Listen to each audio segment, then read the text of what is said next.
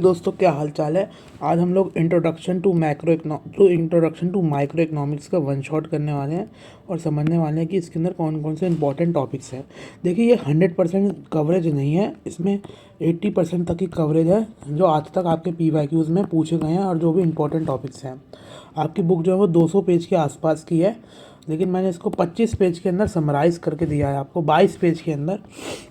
इसके अंदर important topics हैं, इंपॉर्टेंट न्यूमेरिकल्स है और डायग्राम्स है, और इसको आप करके जाते हैं तो आपकी पास होने की जो गारंटी है वो 100% है और आप ईजिली पूरा पेपर सॉल्व कर पाएंगे, क्योंकि आपको चॉइस भी मिलती है।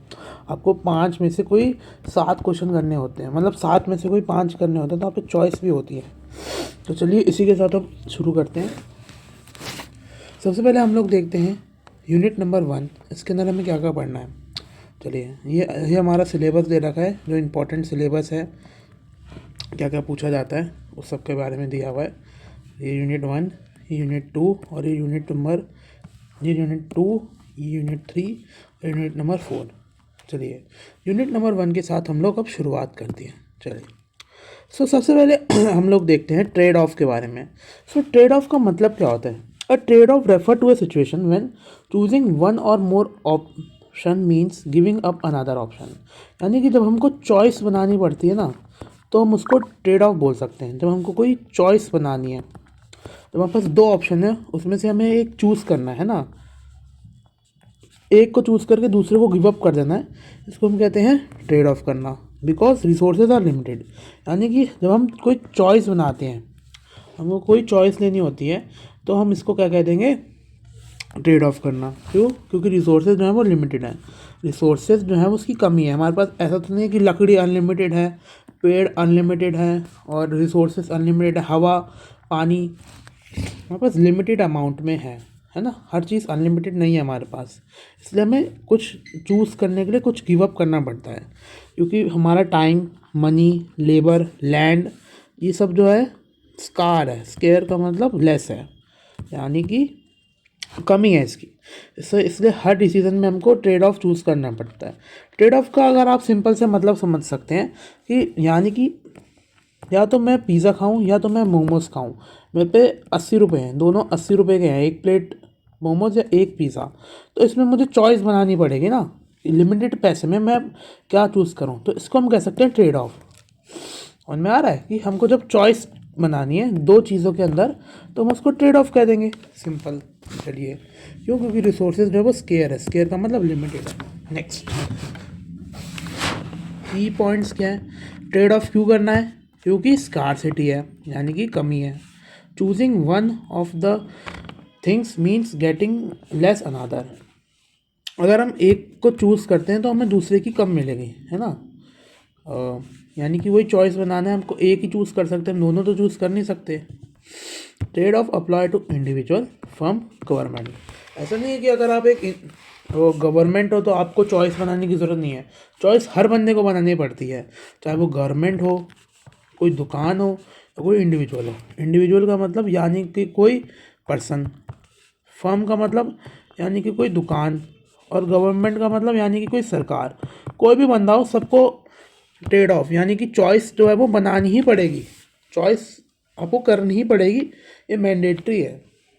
ऐसा क्योंकि रिसोर्सेज सबके लिए लिमिटेड है। ऐसा नहीं है सरकार है तो उनके पास अनलिमिटेड टाइम है ना। टाइम तो सबके पास वही है, अनलिमिटेड ट्रीज़ है, अनलिमिटेड वाटर है, ऐसा नहीं है। सबके पास लिमिटेड चीज़ें हैं, चाहे वो सरकार हो या व्यापार हो या इंसान हो, सबको ट्रेड ऑफ करना ही पड़ेगा। ठीक है। नेक्स्ट जैसे इसका एग्जाम्पल देखते हैं हम लोग। एग्जाम्पल का लिखा है, a student chooses to study economics instead of watching a movie. तो देखो एक स्टूडेंट था, उसके पास 2 ऑप्शन थे, या तो वो मूवी देख ले या तो वो इकोनॉमिक्स पढ़ ले।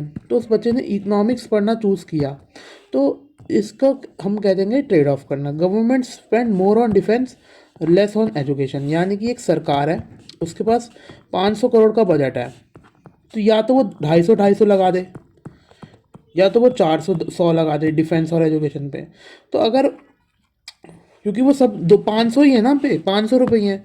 अब मेरे पे 500 ही चीज़ें, 500 ही रुपये हैं, या तो मैं 500 के 500 में मोमोज ले लूँ, 500 के 500 के पिज़्ज़ा ले लूँ, आधे के मोमोज आधे के पिज़्ज़ा, 400 के मोमोज 100 का pizza.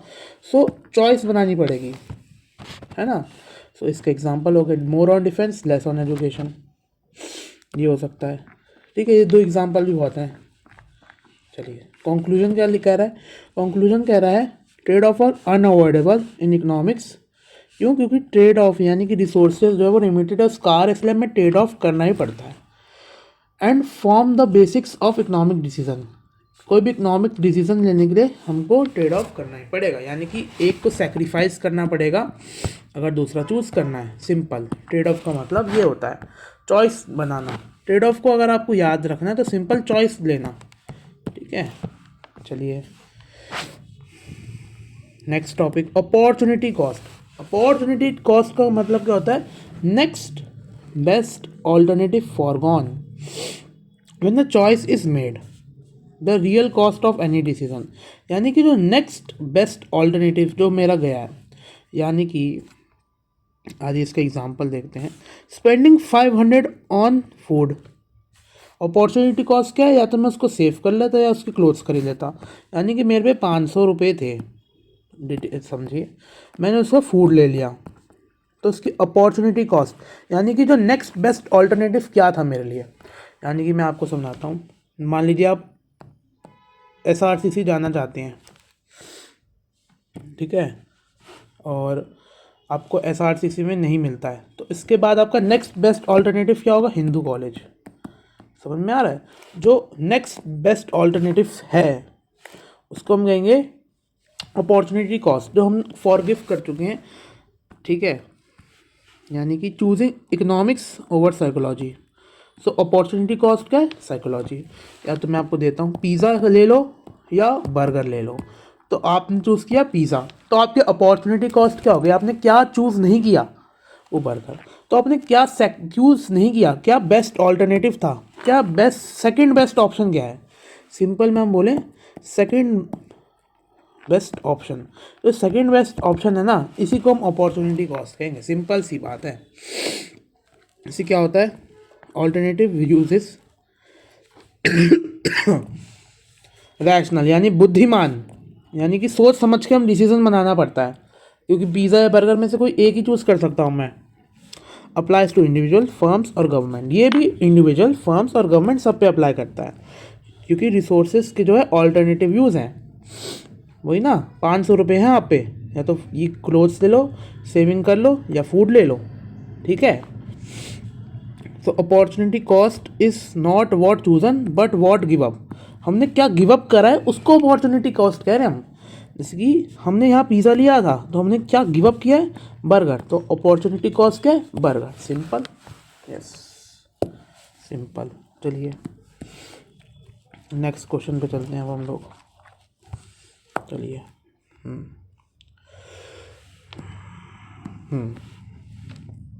Production possibility frontier, PPF, production possibility frontier. Yes, चलो, ये क्या हो रहा है ये जी, प्रोडक्शन पॉसिबिलिटी फ्रंटियर। या तो ये PPF होगा या PPC होगा, दोनों एक ही बात है। पॉसिबिलिटी कर्व या फिर possibility frontier. So the production possibility frontier shows the maximum possibility of two combination that can be produced giving the resources and the technology and the full employment। यानी कि हम कौन कौन से maximum possible combination of two goods using the same resources, यानी कि resources का use करके हम कौन से 2 गुड्स को बना सकते हैं, इसको हम कहते हैं प्रोडक्शन पॉसिबिलिटी फ्रंटियर। यानी कि मान लो आप पे रिसोर्सेज हैं, या तो आप उससे ब्रेड बना लो या तो आप उससे गन बना लो। और मैं मानता हूँ कि ये थोड़ा अनरिलेटेड एग्जांपल है, लेकिन बहुत सारी बुक्स में ऐसे ही दे रखा है कि रिसोर्सेज होते हैं, उससे हम चूज़ करना पड़ता है, या तो ये कर लो या तो ये कर लो, दोनों के बीच में कॉम्बिनेशन बनाना पड़ता है कि दोनों को हमको उस समय क्या नीड है। ठीक है, उसके हिसाब से हम कॉम्बिनेशन चूज़ करना है। 2 रिसोर्सेज जो हमारे पास है, वो मान लो आपके पास 500 रुपये ही हैं, तो आपको उसमें से चूज़ करना है कि कितने पिज़्ज़ा लेने हैं और कितने बर्गर लेने हैं। सिंपल। पिज़्ज़ा जो है वो 100 रुपये का और बर्गर जो है वो 50 रुपये का, ऐसा मान लेते हैं। तो या तो आप 10 के 10 बर्गर ले लो, ज़ीरो पिज़्ज़ा ले लो, तो आपके 500 रुपये खर्च हो रहे हैं ना। या तो आप सारे के सारे पिज़्ज़ा ले लो, तो भी आपके 500 रुपये खर्च हो रहे हैं। या तो 2 बर्गर 8 पिज़्ज़ा, सॉरी 3 पिज़्ज़ा 4, है ना, ये भी आपके 500 रुपये खर्च हो रहे हैं। और 4 ये ले लो 200 रुपये, और 3 ये ले लो पिज़्ज़ा, तो भी आपके 500 रुपये खर्च हो रहे हैं। समझ में आ रहा है कौन कौन से कॉम्बिनेशन है, क्योंकि हमारे पास रिसोर्सेज तो फिक्स्ड है, टेक्नोलॉजी कांस्टेंट है, टेक्नोलॉजी नहीं बदल रही। अगर टेक्नोलॉजी बदलेगी तो हमारे जो रिसोर्सेज है उसको हम बेटर यूज़ कर पाएंगे, तो उनकी एफिशिएंसी बढ़ जाएगी। यानी कि मान लो एक लकड़ी है, उससे अभी लकड़ी रहना, मान लो एक पेड़ है, उससे मैं अभी 2 चेयर बना पा रहा हूँ, लेकिन एक ऐसी टेक्नोलॉजी आती है जिससे मैं एक पेड़ से 3 चेयर बना पा रहा हूँ, तो ये टेक्नोलॉजी का चेंज हो गया ना। सो अजम्पशंस क्या ले रहे हैं हम कि रिसोर्सेज जो है वो फिक्स्ड हैं, टेक्नोलॉजी वो कांस्टेंट है, और रिसोर्सेज जो है ना वो फुल एफिशिएंट यूज़ पे है। यानी कि लकड़ी जो है ना वो फुल एफिशिएंट यूज़ पे है, ऐसा ना हो कि कभी छोटी लकड़ी बड़ी लकड़ी, नहीं, हम मानते हैं कि एक जैसी लकड़ी है, सो फुल एफिशिएंट है, और सिर्फ 2 ही गुड प्रोड्यूस है, ताकि हम इसको सिंपल बना सकें, इसलिए हम मानते हैं कि 2 ही गुड्स प्रोड्यूस हैं। समझ में आ गया आपको। शॉर्ट में अगर मैं आपको फिर से बताऊं तो कॉम्बिनेशन ऑफ 2 गुड्स जो हम रिसोर्सेज से बना सकते हैं, इसको हम पॉसिबल फ्रंटियर कहते हैं, या फिर पॉसिबिलिटी कर्व कहते हैं प्रोडक्शन के। ये हमको जो प्रोडक्शन करने हैं 2 गुड्स के, क्या एजम्पशन है, टेक्नोलॉजी जो है वो सेम है, रिसोर्सेज जो है वो फिक्स्ड है, और एफिशिएंट यूज़ ऑफ रिसोर्सेज है, और सिर्फ 2 ही गुड प्रोड्यूस करें, ताकि हमारा क्वेश्चन जो है वो सिंपलिसिटी बना रहा है, सिंपल बना रहा है, इसलिए हम 2 गुड्स का एग्जांपल दे रहे हैं। ठीक है, सो हम लोग देखते हैं कि पॉइंट्स ऑन पीपीएफ, कौन कौन से पॉइंट्स हो सकते हैं। सो हमारा पीपीएफ का जो कर्व है ना वो कुछ इस प्रकार से बनता है। देखो आप, ये हमारा पीपीएफ का कर्व है। हमारा इसको हम कॉनकेव कहते हैं। कौन सी शेप का, ये कॉनकेव। कॉनकेव कैसे याद रखना है, जब देख सकते हैं यहाँ अंदर की तरफ एक केव बना रही है ना, केव का मतलब एक क्लोज सी शेप, तो ये अंदर से क्लोज की शेप है, तो इसे हम कॉनकेव कहते हैं।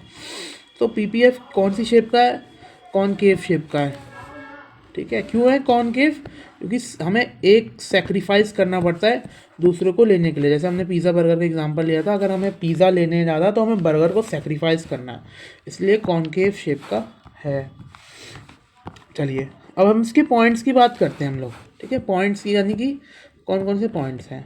अगर कोई अंदर की तरफ पॉइंट है, कोई लाइन के ऊपर पॉइंट है, और कोई लाइन के बाहर पॉइंट है, तो हम क्या क्या कहेंगे।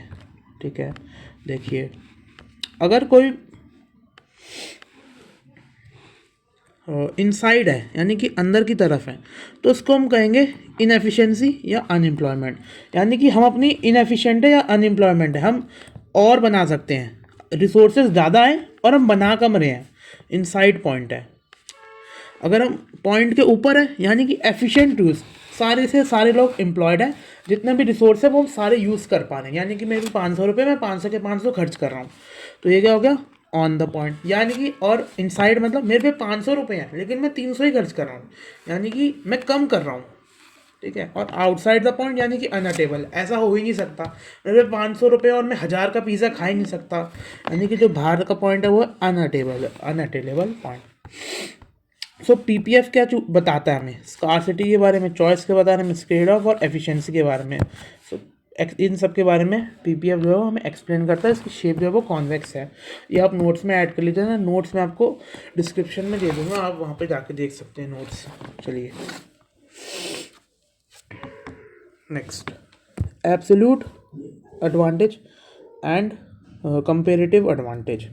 सो एब्सोल्यूट एडवांटेज और कंपेरेटिव एडवांटेज का मतलब क्या होता है। सो एब्सोल्यूट एडवांटेज का मतलब होता है a country has absolute advantage if it produce more of the using the same to another country.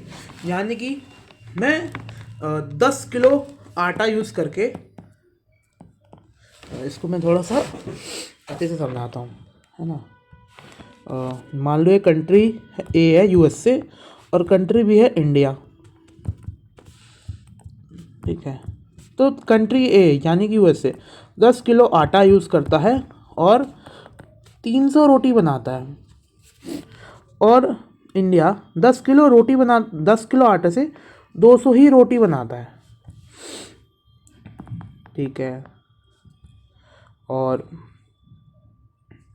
एक और चीज़ लेते हैं, मान लो 10 केजी मैदा से ये 300 मोमोज बनाते हैं और इंडिया 10 किलो मैदा से 400 मोमोज बनाता है। सो ये हमको क्या कहता है, कंपेरेटिव एडवांटेज। ठीक है, ये मोमोज है और ये क्या है, ये रोटी है। ऐसे एग्जांपल लेना होता है, हमें दो गुड्स का आप एग्जांपल लिख सकते हैं। तो कंपेरेटिव एडवांटेज क्या कहता है कि जिसमें आपका जो आप चीज़ आपका एब्सोल्यूट एडवांटेज है, यानी कि रोटी बनाने में यूएसए का एब्सोल्यूट एडवांटेज है और मोमोज बनाने में इंडिया का एब्सोल्यूट एडवांटेज है। तो आप वही चीज़ बनाओ और दूसरी चीज़ जो है वो एक्सपोर्ट करवा लो, बाहर से मंगवा लो, इंपोर्ट करवा लो, ठीक है आप। और जो आप एफिशिएंट बना रहे हो उसको एक्सपोर्ट करा दो। एक बार फिर से समझाता हूँ, ध्यान से सुनेंगे। एब्सोल्यूट एडवांटेज क्या कहता है कि सेम रिसोर्स यूज़ करके अगर आप कोई चीज़ ज़्यादा बना रहे हो अदर कंट्री के कंपैरिजन में, सेम रिसोर्स यूज़ करके अगर आप कोई चीज़ ज़्यादा बना रहे हो दूसरी कंट्री के मुकाबले, तो आप वो चीज़ को एक्सपोर्ट करो, बाहर भेजो, ठीक है। सिंपल सी बात ये है, सिंपल एकदम इजी लैंग्वेज में बताऊँ तो, जिसमें आपकी कॉस्ट आप ज़्यादा बना रहे हो उसको आप एक्सपोर्ट करो, सिंपल। और जिसमें आपको कम आ रहा है उसको आप इंपोर्ट करा लो, बस इतना याद रखना है आपको, सिंपल। जिसमें आप कम एफिशिएंट हो उसको आप इंपोर्ट कराओ और जिसमें आप ज़्यादा एफिशिएंट है उसको आप एक्सपोर्ट करा लो। ये मॉडल किसके द्वारा दिया हुआ है, ये हमको दिया गया है एडम स्मिथ के द्वारा। इसके अंदर क्या बात हो रही है, स्पेशल, आपकी स्पेशलाइजेशन किस चीज़ के अंदर है, अब वो चीज़ बनाओ और जो दूसरी चीज़ है वो आप एक्सपोर्ट करा लो। मोमोज आप एक्सपोर्ट करवा लो इंडिया से और रोटी आप उनको बेच दो, क्योंकि रोटी में आपकी स्पेशलाइजेशन है। कंपेरेटिव एडवांटेज क्या कह रहा है, कंपेरेटिव एडवांटेज कह रहा है कि if it can produce a good at lower cost, यानी कि अगर आप वो चीज़ comparative advantage, if it can produce good at a low opportunity cost, यानी कि मान लो अब यूएसए और इंडिया दोनों ही कंट्री है और दोनों कुछ बना रहे हैं, सॉरी यहाँ ले लेता हूँ इसको, यूएसए और इंडिया दोनों ही दो कंट्रीज़ हैं और दोनों मान लो रोटी और राइस बना रहे हैं, ठीक है, रोटी और राइस बना रहे हैं।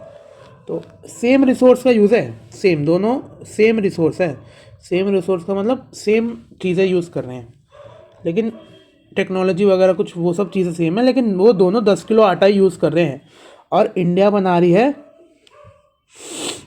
यूएसए बनाती है 400 रोटी और इंडिया बनाती है 300 रोटी,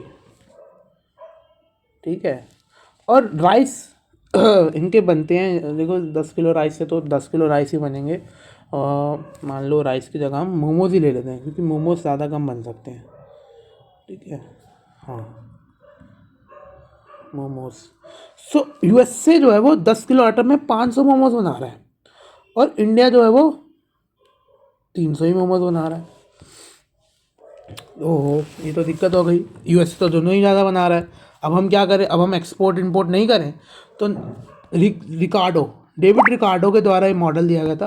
वो कह रहे नहीं, जिसमें आपके पास थोड़ा कम एडवांटेज है आप वो चीज़ एक्सपोर्ट करो, और जिसमें आपका थोड़ा कम वो हो रहा है आपको, वो आप इंपोर्ट करवाओ, बाहर से ले लो। यानी कि इंडिया को इस केस में रोटी जो है वो आप बाहर भेजो, क्योंकि आप रोटी बनाने में अच्छे हो, आप दोनों में ही गंदे हो, लेकिन आप कम गंदे किस में हो, आप कम गंदे रोटी बनाने में हो, तो आप रोटी बना के भेजो बाहर। समझ में आया, आप दोनों में ही गंदे हो लेकिन कम गंदे किस में हो, वो आपको चीज़ बाहर बेचनी है। सिंपल कहता है हमारा ये कंपेरेटिव एडवांटेज, किस में आप कम गंदे हो, ठीक है, सिंपल सी बात है। क्या लिखा है, a country at if can produce at a lower opportunity cost. Opportunity cost हमने पढ़ा है ना, अपॉर्चुनिटी कॉस्ट क्या होता है, बेस्ट ऑल्टरनेटिव। सो इसमें आप कम गंदे हो, यानी कि इसमें आपकी लोअर अपॉर्चुनिटी कॉस्ट है। आप कम गंदे किस में हो, आप रोटी बनाने में कम गंदे, तो आप रोटी को भेजो बाहर। कंपेरेटिव एडवांटेज आपका रोटी में है। दोनों में एब्सोल्यूट एडवांटेज किसका है, एब्सोल्यूट मतलब पूरा ये एडवांटेज यूएसए का है, लेकिन कंपेयर करने में कम बुरे आप किस में हो, रोटी में। तो कंपेरेटिव एडवांटेज का मतलब किस में आप कम बुरे हो, एब्सोल्यूट एडवांटेज का मतलब आप दोनों में से किस चीज़ में बहुत अच्छे हो। जैसे उस एग्जांपल अलग था, ठीक है, ये हो जाता है।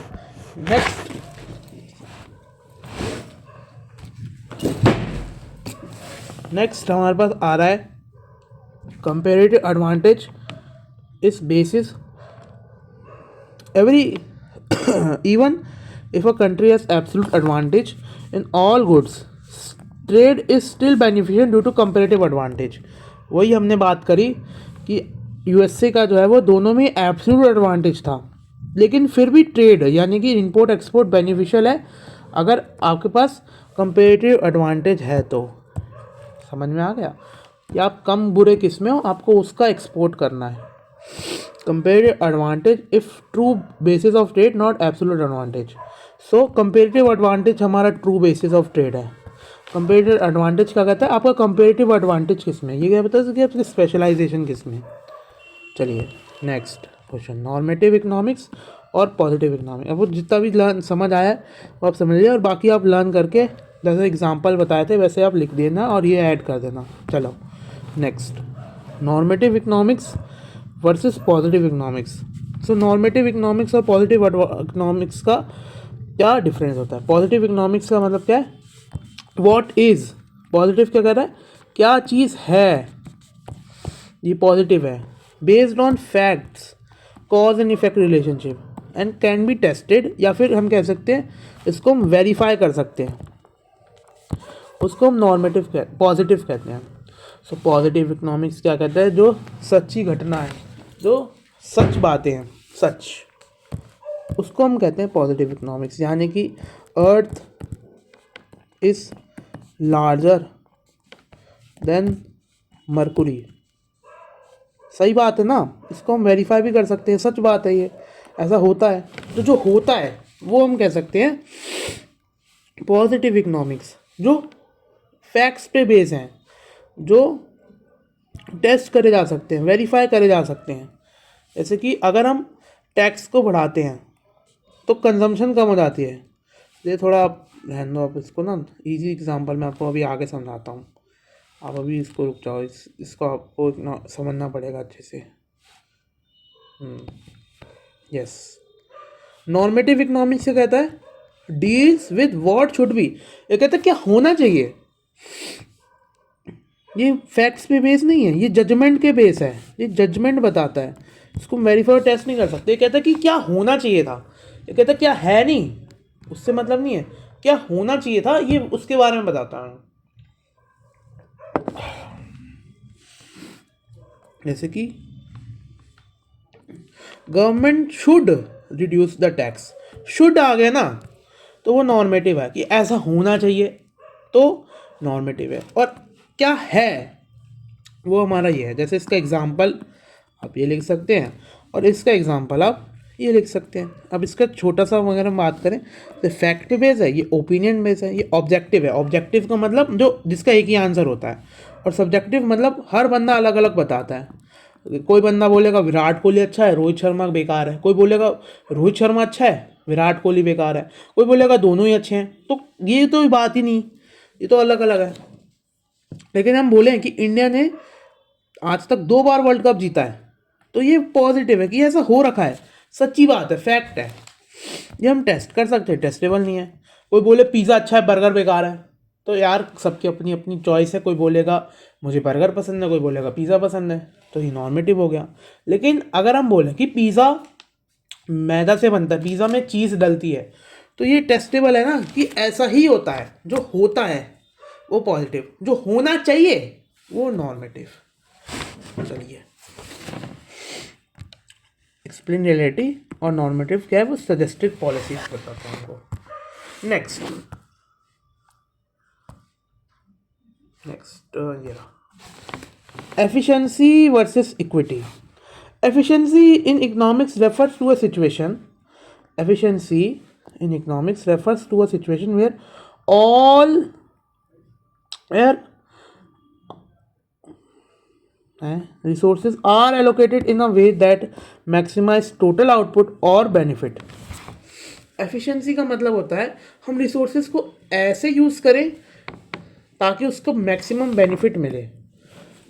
Economy is efficient when it produces maximum possible goods and service from the available goods and no goods are waste. यानी कि एफिशिएंसी का मतलब तो यार आपको पता ही, आप कितने अच्छे से काम कर पा रहे हो, यानी कि मैक्सिमम बेनिफिट जो हमको मिल रहा है उसको हम एफिशिएंसी कहेंगे. और इक्विटी का मतलब क्या होता है?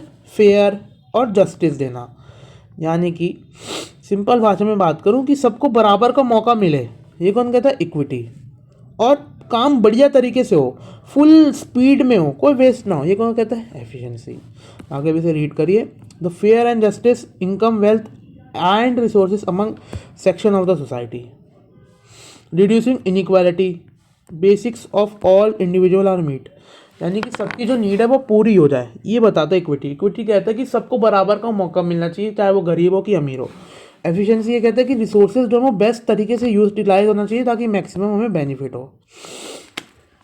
अब trade off between efficiency and equity, यानी कि हमको चॉइस बनानी पड़ती है एफिशिएंसी और इक्विटी के बीच में. यानी कि मैं आपको सिंपल भाषा में बताऊँ, जब हम कॉलेज में एडमिशन लेने जाते हैं तो वहाँ पे हम देख पाते हैं कि बहुत सारे कोटा होते हैं, SC ST EWS के, है ना, आपने देखे होंगे. तो वो क्यों दिए जाते हैं? क्योंकि इक्विटी मिले. क्यों मिले? इक्विटी मिले. लेकिन क्या यहाँ पे वो बेस्ट चाइल्ड आ रहा है? देखो वैसे तो इनका तो बेस्ट ही चाइल्ड आ रहा है, ST ST EWS का.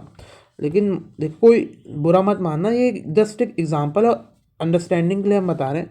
जैसे मान लो कोई कॉलेज की कट ऑफ है 98%, ठीक है, 98% है, और SC की कट ऑफ है 90%, ठीक है, 90%. सो जनरल वाला जो है उसको 98 पे मिल रहा है और SC वाले को 90% पे. अब जो एक 97 वाला बच्चा है उसको कितना बुरा लगेगा ये देख के. अब इसलिए हमें ट्रेड ऑफ करना पड़ता है, चॉइस बनानी पड़ती है इक्विटी और एफिशिएंसी के बीच में, क्योंकि मैक्सिमम जो नेक्स्ट जो हमारा 98 के बाद जो नेक्स्ट बेस्ट कौन होना चाहिए था? 97 वाला. लेकिन कुछ पॉलिसीज़ की वजह से, जो कुछ पॉलिटिकल रीज़न, जो भी रीज़न है, उसकी वजह से SC वाले को 90% पे भी मिल गया. सो यहाँ पे इक्विटी मिली, एफिशिएंसी नहीं मिली. समझ में आ रहा है? तो इक्विटी और एफिशिएंसी में ट्रेड ऑफ कैसे होता है? There is often a trade-off between efficiency and equity because policies aim at improving equity. क्या पॉलिसी क्या चाहती है? इक्विटी आए, इसकी वजह से हमारी एफिशिएंसी कम हो सकती है. यानी कि सबको बराबर का मौका देने की वजह से जो जो ज़्यादा, जैसे कि ये बेस्ट है और ये वर्स्ट है, सॉरी ये रहने दो आप. यानी कि जो इसकी, यानी कि इक्विटी की वजह से एफिशिएंसी जो है वो भी कम हो जाती है. जैसे कि for example higher taxes on rich, उसकी वजह से उनका काम करने का और सेव करने का जो मन है वो कम हो जाता है. यानी कि एक रिच का कहता है कि हमारे जो इंडिया में कैसा टैक्स स्लैब है कि 12 लाख पे कोई टैक्स नहीं लगता और 12 लाख से ऊपर बहुत सारा टैक्स लगता है. सो जो रिच पीपल हैं उनके बीच में क्या आ जाता है? थोड़ा डिससेटिस्फेक्शन आ जाता है. क्यों? क्योंकि उनको ज़्यादा टैक्स देना पड़ता है. तो इसकी वजह से उनकी एफिशिएंसी जो है वो गिर जाती है, क्योंकि वो उनको थोड़ा डिससेटिस्फेक्शन होता है, उनको सेटिस्फेक्शन कम हो जाता है यार कि मेरा टैक्स इतना ज़्यादा ले रहे हैं, मैं अगर इतना कमा रहा हूँ तो, और वो कम कमा रहा है तो उसको टैक्स ही नहीं ले रहे हैं. तो ये हमारा तो इससे हमारा इक्विटी तो एम हो रहा है, लेकिन एफिशिएंसी जो है वो कम हो रही है. On the other hand policies focus on efficiency में इंक्रीज इनकम इनइक्वालिटी. अगर हम अब मान लो सबको बराबर का हक दे दें, जिसको जो करना है कर लो, तो इससे इनइक्वालिटी बढ़ेगी, है ना. मान लो कोई रेसलिंग कंपटीशन है, तो अगर हम उसमें रिजर्वेशन ना दें वुमेंस को, तो यार जनरली मेन तो ताकतवर होते हैं वुमेन से, तो इसकी वजह से इनइक्वालिटी आ जाएगी. लेकिन अगर हम वहाँ रिजर्वेशन कुछ दे दें इक्विटी प्रोवाइड करने के लिए, तो इससे एफिशिएंसी कम हो जाएगी, क्योंकि हमारी टीम थोड़ी वीक भी बन सकती है इक्विटी के चक्कर में। तो सिंपल सा बात थी, आप इसको लर्न करिएगा। Next, providing subsidies and welfare scheme improve equity but may increase government expenditure and reduce economic efficiency। Subsidies वगैरह देने से इक्विटी तो बढ़ जाती है लेकिन इकोनॉमिक एफिशिएंसी कम हो जाती है। मतलब गरीबों में पैसे बांटने से सर इक्विटी तो बढ़ती है, गरीबों पे पैसा तो आ रहा है, सबकी इनकम बढ़ रही है, लेकिन इससे एफिशिएंसी यानी कि जो काम कर रहे हैं और जो पैसा कमा रहे हैं, जो अमीर लोग हैं यानी उनकी इनकम मान लो 14 लाख है, सो गवर्नमेंट पैसा कहाँ से बांटती है? गवर्नमेंट हमसे टैक्स लेती है और गरीबों में बांटती है, इनसे लेके गरीबों को दे देती है, बांट देती है। सो इससे इनकी जो एफिशिएंसी है वो कम हो जाएगी, इनका जो है डिससेटिस्फेक्शन आएगा कि यार मैं काम कर रहा हूँ और वो गवर्नमेंट मुझसे टैक्स ले रही है, और ये खुश हो जाएंगे यार कि मेरे को तो सब्सिडी मिल रहे हैं, मुझे तो फ्री में कम काम पे भी ज़्यादा पैसे मिल रहे हैं। यानी हालांकि ऐसा हम इंडिया में बहुत देखा जाता है, लेकिन आपको तो मालूम ही है इंडिया में हाल कैसा हो रहा है। फिर चलो छोड़ो। Government faces the challenge of balancing efficiency and equity while framing economic policies to promote overall social welfare। Next, और इस चैप्टर का फाइनल टॉपिक, हाँ जी, इंडिविजुअल डिसीजन और सोशल आउटकम। इंडिविजुअल डिसीजन का मतलब होता है जो किसी इंडिविजुअल को बेनिफिट के लिए होता है, जिससे सोसाइटी को इफेक्ट होता है। यानी कि education benefit society beyond the individual. अगर कोई बंदा पढ़ता लिखता है तो सिर्फ उसका विकास नहीं हो रहा, वो कुछ काम वाम करेगा तो पूरे सोसाइटी का विकास होगा ना। मान लो वो डॉक्टर बन गया तो वो उससे सोसाइटी को भी बेनिफिट मिलेगा। इंडिविजुअल का जो बेनिफिट है उससे सोसाइटी को भी मदद मिलती है। Vaccination reduce spread of diseases, ठीक है ना। अगर हम लोग सबको वैक्सीनेट कर देंगे तो जो अनवैक्सीनेट है, क्योंकि उसको भी रिस्क कम हो जाएगा। कंजर्विंग वाटर बेनिफिट, अरे क्या एग्जाम्पल दे रखे हैं। Conserving water benefit future generation, अगर हम आज वाटर बचाएंगे तो फ्यूचर जनरेशन को भी हेल्प होगी। इसको याद करने की आपको ज़रूरत नहीं है वैसे। चलिए, प्राइवेट डिसीजन में लीड टू पॉजिटिव और नेगेटिव सोशल आउटकम, है ना। अब इससे नेगेटिव भी हो सकता है। मान लो इंडिविजुअल सिगरेट पी रहा है, तो इससे सोसाइटी को हार्म भी हो सकता है। किसी इंडिविजुअल के इफेक्ट से, किसी इंडिविजुअल के एक्टिविटी से सोसाइटी को बेनिफिट भी मिल सकता है और सोसाइटी को हार्म भी हो सकता है। सिंपल सी बात है। इसको हम कहते हैं इंडिविजुअल डिसीजन और सोशल आउटकम, यानी कि एक अकेले आदमी के डिसीजन से सोसाइटी पे क्या इम्पैक्ट हो रहा है। इसी के साथ हमारी यूनिट नंबर 1 जो है वो ख़त्म हो जाती है। फटाफट से यूनिट नंबर 2 की तरफ चलते हैं हम लोग। यूनिट नंबर 2, चलिए, डिमांड एंड लॉ। डिमांड का मतलब क्या होता है? The quantity of a commodity, the quantity of the goods और service a consumer is willing and able to buy at different price level during a given period of time। Demand का मतलब क्या होता है कि कंज्यूमर अलग अलग कौन से गुड्स खरीद पा रहा है उस समय के अंदर, उसको हम कहते हैं डिमांड। और लॉ ऑफ डिमांड का मतलब क्या होता है कि जब हम प्राइस बढ़ाते हैं तो डिमांड जो है वो कम हो जाती है। सिंपल लॉ ऑफ डिमांड का मतलब होता है जब हम प्राइस बढ़ाते हैं तो डिमांड कम हो जाती है। जैसे कि इसका मतलब क्या हुआ, देखिए समझिए। अगर मैं प्राइस पेप्सी की बढ़ा देता हूँ, पेप्सी की, तो पेप्सी की डिमांड क्या होगी? पेप्सी की डिमांड कम हो जाएगी। अब लोग बाग पेप्सी कम पियेंगे। मान लो पेप्सी 220 रुपये से 200 रुपये कर दी मैंने, तो अब तुम लोग क्या कहोगे? सब लोग क्या कहेंगे? छोड़ो यार पेप्सी नहीं पीते यार, छोड़ो यार पेप्सी नहीं पीनी यार, 200 रुपये की हो गई, इतनी महंगी है। सो अगर हम प्राइस बढ़ा देते हैं तो उसकी डिमांड कम हो जाती है। सिंपल सी बात है। अगर किसी चीज़ की प्राइस बढ़ेगी उसकी डिमांड कम हो जाएगी। आप सब जानते हैं कि रॉयल्स रॉयल्स की कितनी डिमांड है। रॉयल्स रॉयल्स की डिमांड और एक मारुति की गाड़ी की डिमांड आपको सबको पता है। रॉयल्स रॉयल्स की डिमांड एकदम ही कम है क्योंकि इसकी प्राइस जो है वो एकदम ज़्यादा होती है, और मारुति की प्राइस जो है वो कम है तो इसकी डिमांड जो है वो ज़्यादा है। सिंपल सी बात है। चलिए नेक्स्ट, वही लिखा है, when increase when price falls and decrease when price rises. और वही लिखा है, अगर हम प्राइस को कम कर देते हैं तो डिमांड जो है वो हमारी बढ़ जाती है।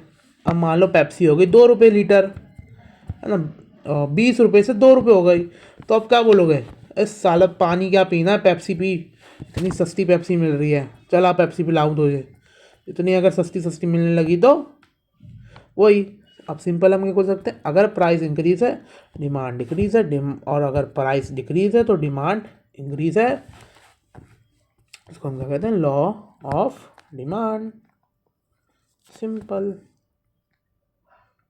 चलिए, determinants of demand. Determinants of demand यानी कि कौन कौन से फैक्टर है जिससे हमारी डिमांड ऊपर नीचे होती है, इसको हम कहते हैं determinants of demand. Price of the good, अगर उस गुड की प्राइस ज़्यादा है तो उसकी डिमांड कम होगी, अभी हमने पढ़ा।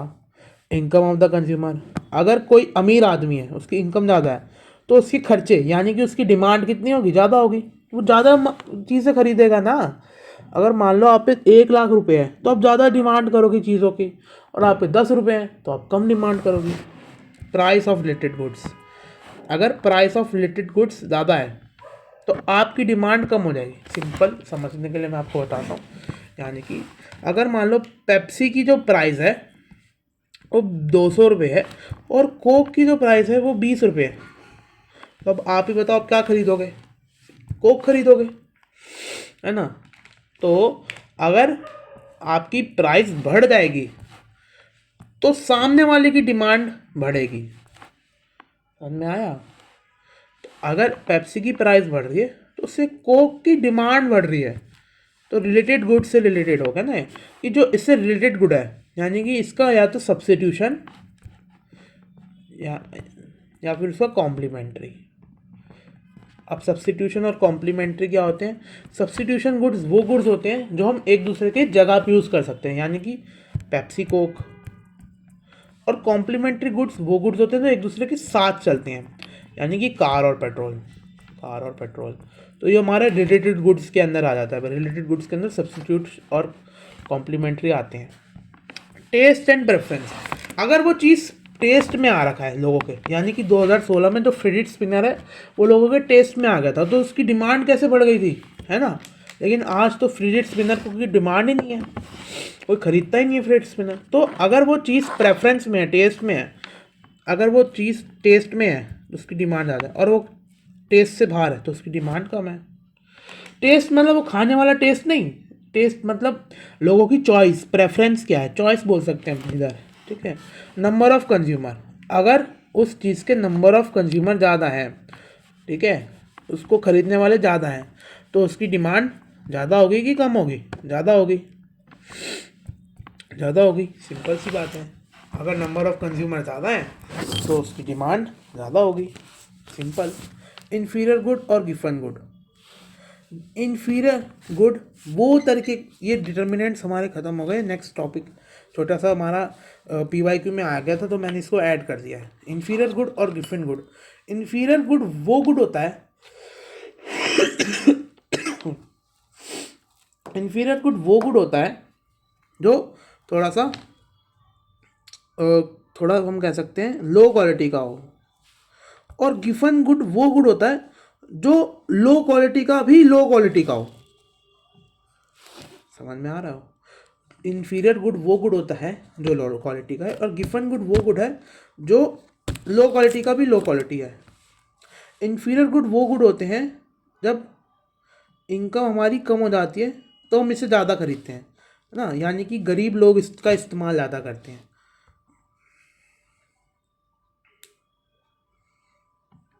समझ में आ गया।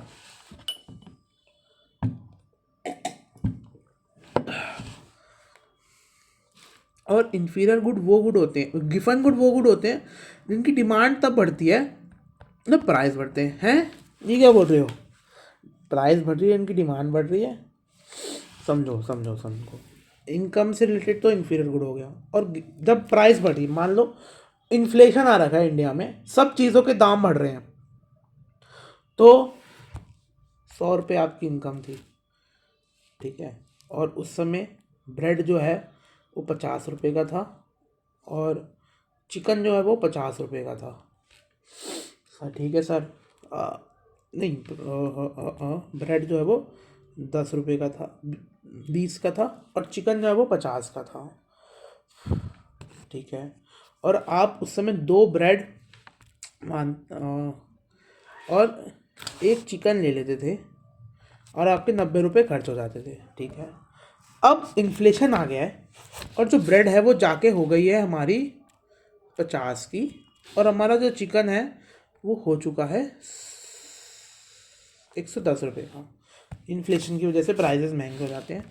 तो अब प्राइस बढ़ गए हैं, फिर भी आप ब्रेड ज़्यादा खाओगे। ब्रेड यानी कि थोड़ा लो क्वालिटी मान सकते हैं, क्योंकि है ना, तो आप ब्रेड ज़्यादा ले रहे हो।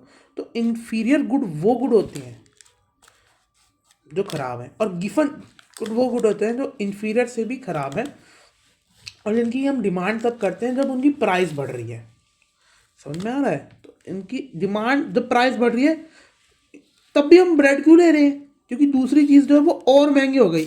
जो हमारा गुड है, जो गुड क्वालिटी गुड है, जो गुड हमारा अच्छा है, सामान जो हमारा अच्छा है, उसकी प्राइस और बढ़ गई है। समझ में आ गया? इसलिए हम थोड़ा कम खराब वाले लेंगे। अब ये डिमांड कर्व कैसा दिखता है? ये है हमारा डिमांड कर्व।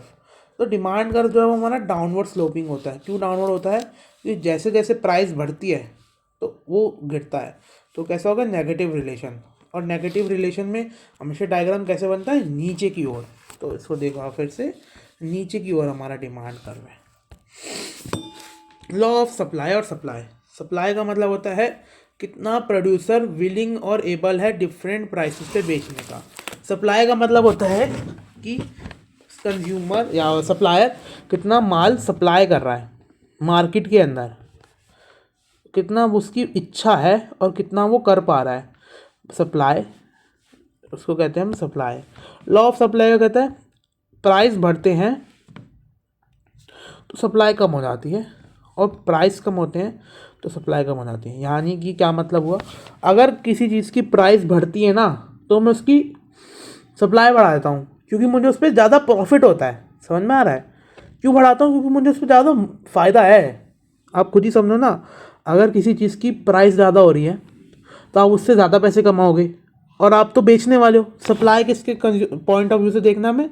कंज्यूमर के, वो प्रोड्यूसर के पॉइंट ऑफ व्यू से, यानी कि सेलर के पॉइंट ऑफ व्यू से। देखो, अगर कोई चीज़ महंगी बिक रही है तो मैं उसको ज़्यादा बेचूंगा ताकि मैं ज़्यादा पैसे कमा सकूँ ना। तो लॉ ऑफ सप्लाई कह रहा है कि जब प्राइस बढ़ रही है तो सप्लाई बढ़ रही है, जब प्राइस कम हो रही है तो सप्लाई कम हो रही है। Determinants of law of supply क्या होते हैं? Cost of production, technology, price of related goods.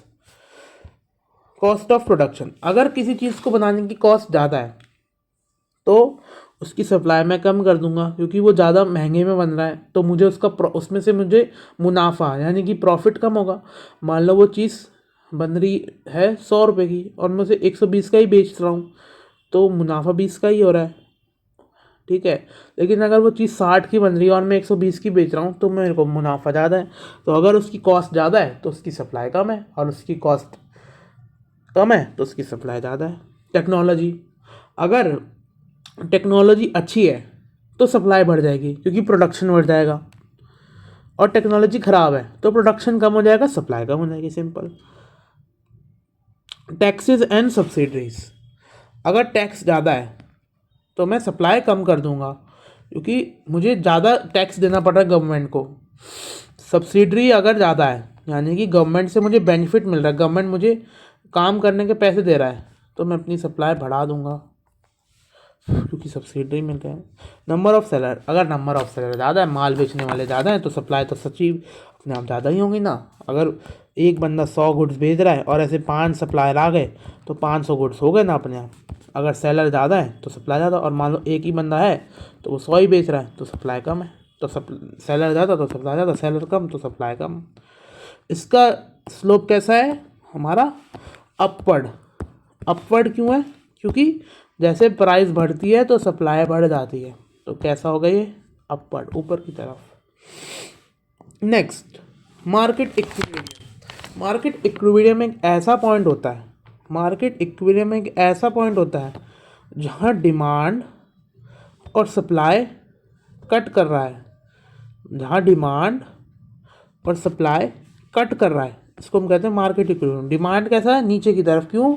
क्योंकि प्राइस बढ़ रही है तो डिमांड कम हो रही है। तो कैसा रिलेशन है, नेगेटिव, एक बढ़ रहा है एक कम हो रहा है, तो क्या होगा, नेगेटिव। नेगेटिव वाला कैसे जाता है, अब ये याद रख सकते हैं कि नेगेटिव बंदा कैसा होता है, डाउनवर्ड, हमेशा नीचे, गलत गलत सोचता है, बुरा सोचता है।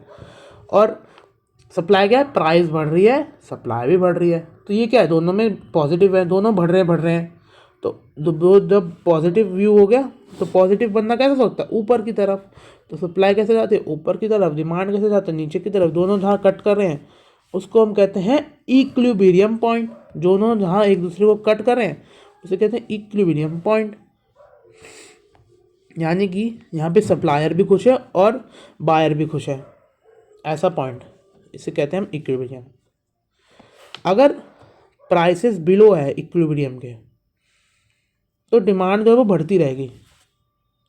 यानी कि मैं अगर चीज़ को सस्ती पे दे रहा हूँ, सस्ते में दे रहा हूँ, है ना, प्राइस कम है, और जो इक्विलिब्रियम पॉइंट है जहाँ पे एक दूसरे प्राइस और डिमांड मैच कर रही है, सप्लाई और डिमांड, वो भी ये पॉइंट है, लेकिन प्राइस जो है मैं उससे कम में दे रहा हूँ, तो प्राइस कम मिल रही है, तो बायर क्या हो जाएगा, बायर खुश हो जाएगा कि कम दाम में मिल रहा है।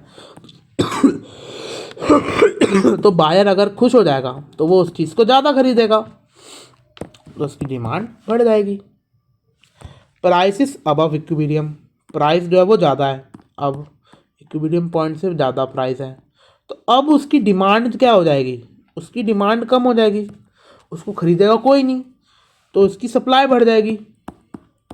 यानी कि सप्लायर तो चाहता है खरीद लो, मुझसे खरीद लो, मैं, क्योंकि इसकी प्राइस ज़्यादा है, अगर मैं ज़्यादा बेचूंगा तो मुझे मुनाफा ज़्यादा होगा।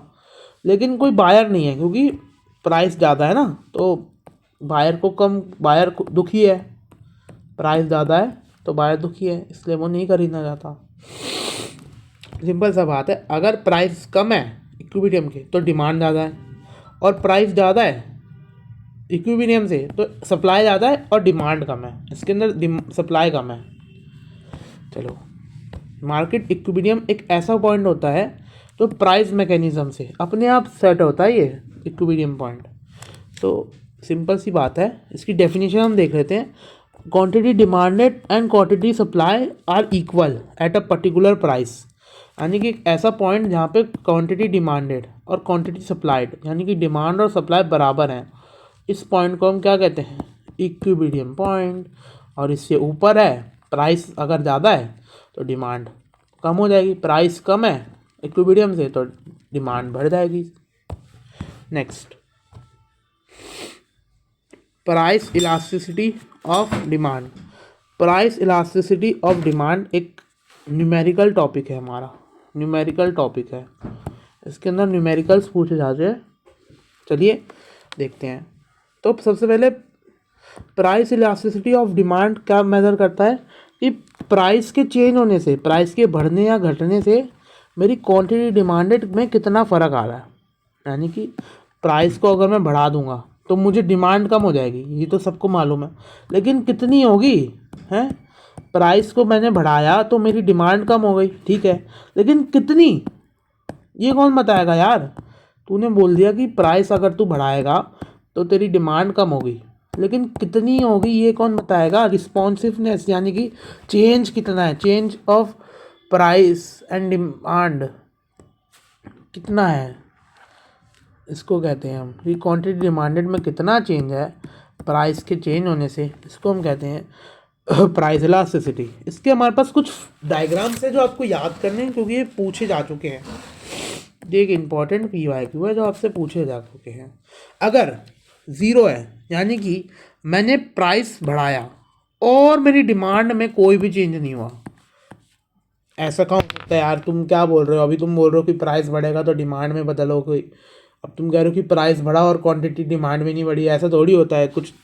अरे अगर कोई मेडिसिन हुई और वो महंगी हो गई तो तुम मेडिसिन नहीं खाओगे कि नहीं नहीं नहीं मरने दो, मेडिसिन नहीं खाऊंगा। जो ज़रूरी चीज़ें हैं ना उसमें ये केस लगेगा, जो एकदम एसेंशियल है, एसेंशियल है, उधर ये लगेगा कि प्राइस बढ़ा तो भी क्वांटिटी नहीं बदल सकते हम। ये क्या महंगी हो गई तो दवाई खा के मर जाएगा? तो नहीं खाएगा, दवाई नहीं खाएगा, मरना है। ऐसी चीज़ों में हमारा डिमांड कर्व जो है वो क्या है, लेटा हुआ, ऐसा कि कुछ घंटा फर्क नहीं पड़ता। ठीक है, इन्फिनिटी। प्राइस में हल्का सा ही चेंज हुआ लेकिन क्वांटिटी डिमांड एकदम गिरा दी, नहीं खरीदना जा। ये क्या हो गई, लग्जरी आइटम्स या फिर थोड़ा शौक पालने वाली आइटम्स है ना, जो नॉट नेसेसरी, जो बिल्कुल ज़रूरी नहीं है, उन केस में हमारा ऐसा डायग्राम बनता है कि प्राइस बढ़ गई तो एकदम उनकी डिमांड हम गिरा देते हैं कि जा लेना ही नहीं, इक्वल टू 1। यानी कि जितनी प्राइस में चेंज हुआ उतना ही क्वांटिटी डिमांड में भी चेंज हो गया। प्राइस 2 से गिरी, क्वांटिटी डिमांड भी 2 से गिर गई।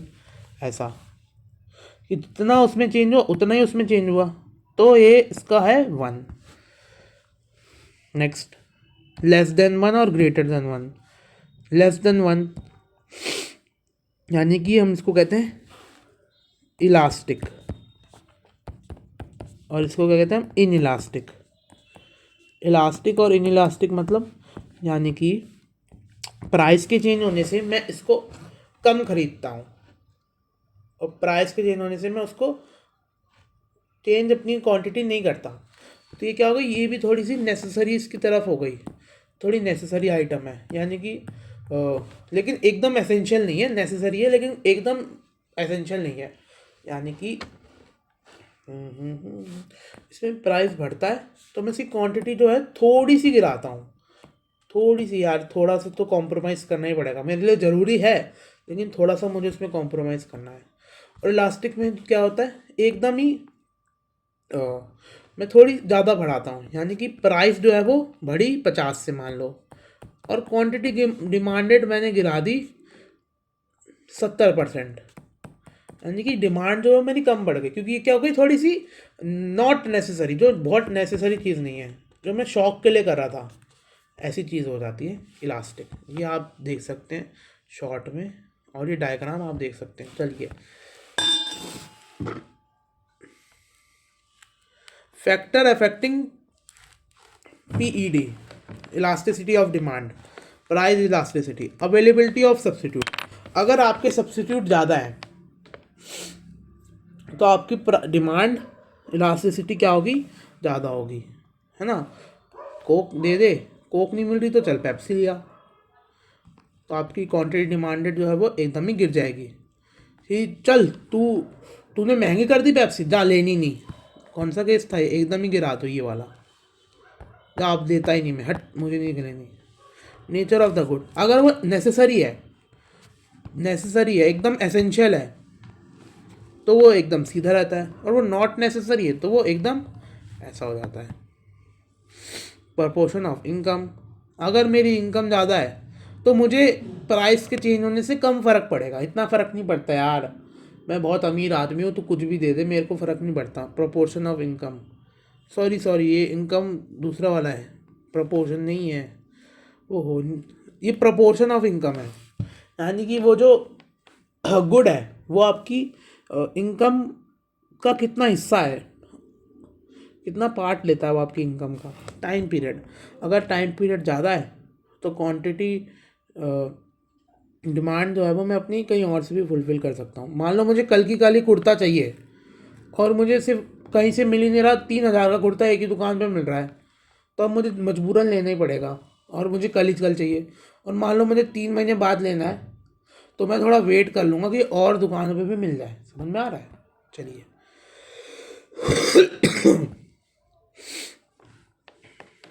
Next, total revenue method. Total revenue method हमें क्या कह रहा है, टोटल रेवेन्यू मेथड हमें ये कह रहा है कि अगर प्राइस बढ़ता है तो टोटल रेवेन्यू कम हो जाता है, और प्राइस बढ़ रहा है टोटल रेवेन्यू बढ़ रहा है। और किस केस में है ये, इलास्टिक, यानी कि जो हमारे लिए नेसेसरी नहीं है। तो ऐसे चीज़ में अगर मैं प्राइस बढ़ा रहा हूँ तो मेरी क्वांटिटी डिमांडेड कम हो जाएगी, तो इससे मेरा टोटल रेवेन्यू, यानी कि मैं कितने कैसे कमा रहा हूँ वो कम हो जाएगा। मान लो प्राइस मैंने बढ़ा दी, इसकी वजह से मान लो प्राइस बढ़ा के 12 रुपये करी और क्वांटिटी मेरी गिर गई, 6 हो गई, तो रेवेन्यू कितना हो जाएगा 72। और पहले प्राइस थी 10 रुपये और क्वांटिटी डिमांडेड पहले कितनी थी, पहले थी 8, तो पहले रेवेन्यू कितना था 80, अब कितना है 72। तो जो नेसेसरी चीज़ नहीं है उसमें अगर हम प्राइस बढ़ा दें तो टोटल रेवेन्यू कम हो जाता है। वैसे ही अगर हम जो नेसेसरी चीज़ है, मान लो मेडिसिन, पहले मेडिसिन 80 की थी तो मैं एक गोली खा रहा था, अब मेडिसिन 100 की है तो भी मैं एक ही गोली खा रहा हूँ, तो इसमें टोटल रेवेन्यू 80 है, इसमें 100 है, तो बढ़ गया रेवेन्यू, तो प्राइस बढ़ रहा है, रेवेन्यू भी बढ़ रहा है inelastic. T R unchanged unitary, अगर पहले भी मैं 100 रुपये कमा रहा था और अभी मैं ही 100 रुपये कमा रहा हूँ, कोई चेंज ही नहीं हुआ रेवेन्यू में, तो ये हमारा यूनिटरी यानी कि इक्वल टू 1। इसमें क्या था हमारा, इन इलास्टिक में लेस देन 1 और इसमें क्या है ग्रेटर देन 1। ओहो सॉरी उल्टा कर दिया, साइन उल्टे कर दिए, बोला सही था, ग्रेटर देन 1 लेस देन 1।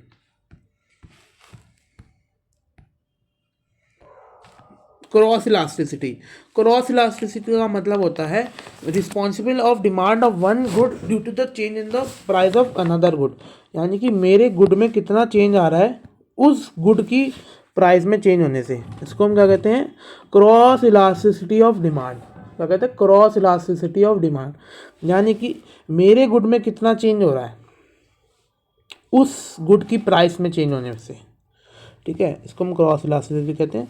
इसको भी हम नीचे न्यूमेरिकल में समझते हैं, इसके न्यूमेरिकल आते हैं, ठीक है, इसकी थ्योरी नहीं पूछेंगे, इसके न्यूमेरिकल पूछेंगे आपसे, और पूछ भी लेंगे तो आपको ये लिखना है, फॉर्मूला लिखना है, ठीक है। कंज्यूमर सरप्लस, प्रोड्यूसर सरप्लस और सोशल वेलफेयर।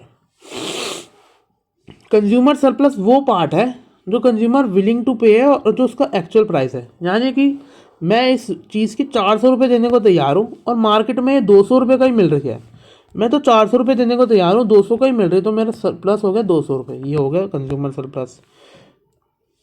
ये जो है मेरी डिमांड कर्व को शो करता है, विलिंगनेस जो है मेरे डिमांड कर्व को शो करता है, और मार्केट प्राइस जो है वो विलिंगनेस से कम है, मार्केट प्राइस जो है वो 200 रुपये है, मेरी विलिंगनेस 400 रुपये है, तो मेरे को मिल गया सरप्लस। जो बेनिफिट कंज्यूमर को मिल रहा है वो consumer surplus.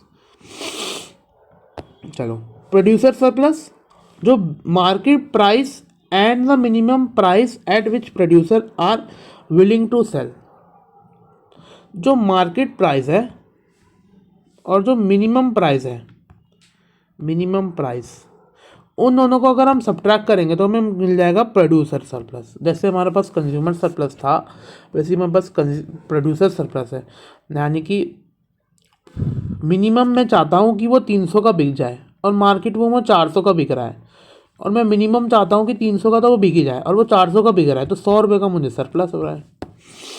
Measurement of producer surplus वही है, ये हमारे पास आ गया दोनों का एक साथ।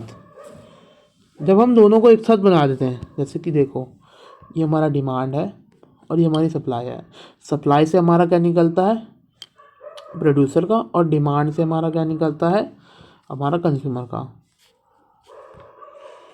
तो जब प्राइस ज़्यादा है और मार्केट प्राइस ज़्यादा है और जो प्रोड्यूसर चाहता है वो प्राइस कम है, तो वो क्या हो जाएगा हमारा प्रोड्यूसर सरप्लस। वो यहाँ आता है नीचे की तरफ, जो इक्विलिब्रियम पॉइंट है उससे नीचे की तरफ हम जाएंगे तो ये हमारे को मिल जाता है प्रोड्यूसर का सरप्लस, और इससे ऊपर की तरफ हम जाते हैं, दोनों जहाँ मीट करें उससे ऊपर वाला ये है हमारा कंज्यूमर सरप्लस। इसको आप याद कर लो, इसको अंडरस्टैंडिंग की इतनी ज़रूरत है नहीं, ठीक है। इसको आपको देखना है कि जो नीचे का ट्रायंगल है ये हमारा प्रोड्यूसर का है और जो ऊपर का है ये हमारा कंज्यूमर का है।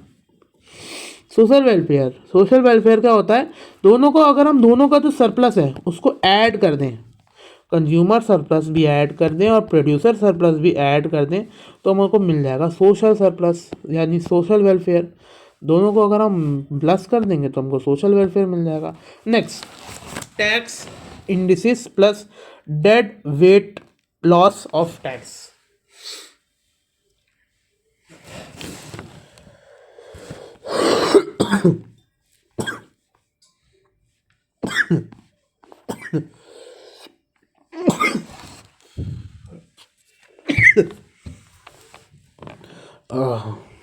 टैक्स इंसिडेंस का मतलब होता है कि कितना बर्डन ऑफ टैक्स जो वो बायर और सेलर के बीच में शेयर्ड है, यानी कि जो टैक्स हमें पे करना है उसका जो बर्डन है वो बायर और सेलर के बीच में कितना मिक्स्ड है, जैसे कि 50% 60 और 40%, वो कैसे हमारा प्रोपोर्शनेटली दोनों के बीच में शेयर करा जाता है टैक्स का बर्डन, उसको हम कहते हैं tax. When a tax is imposed price paid by consumer increases.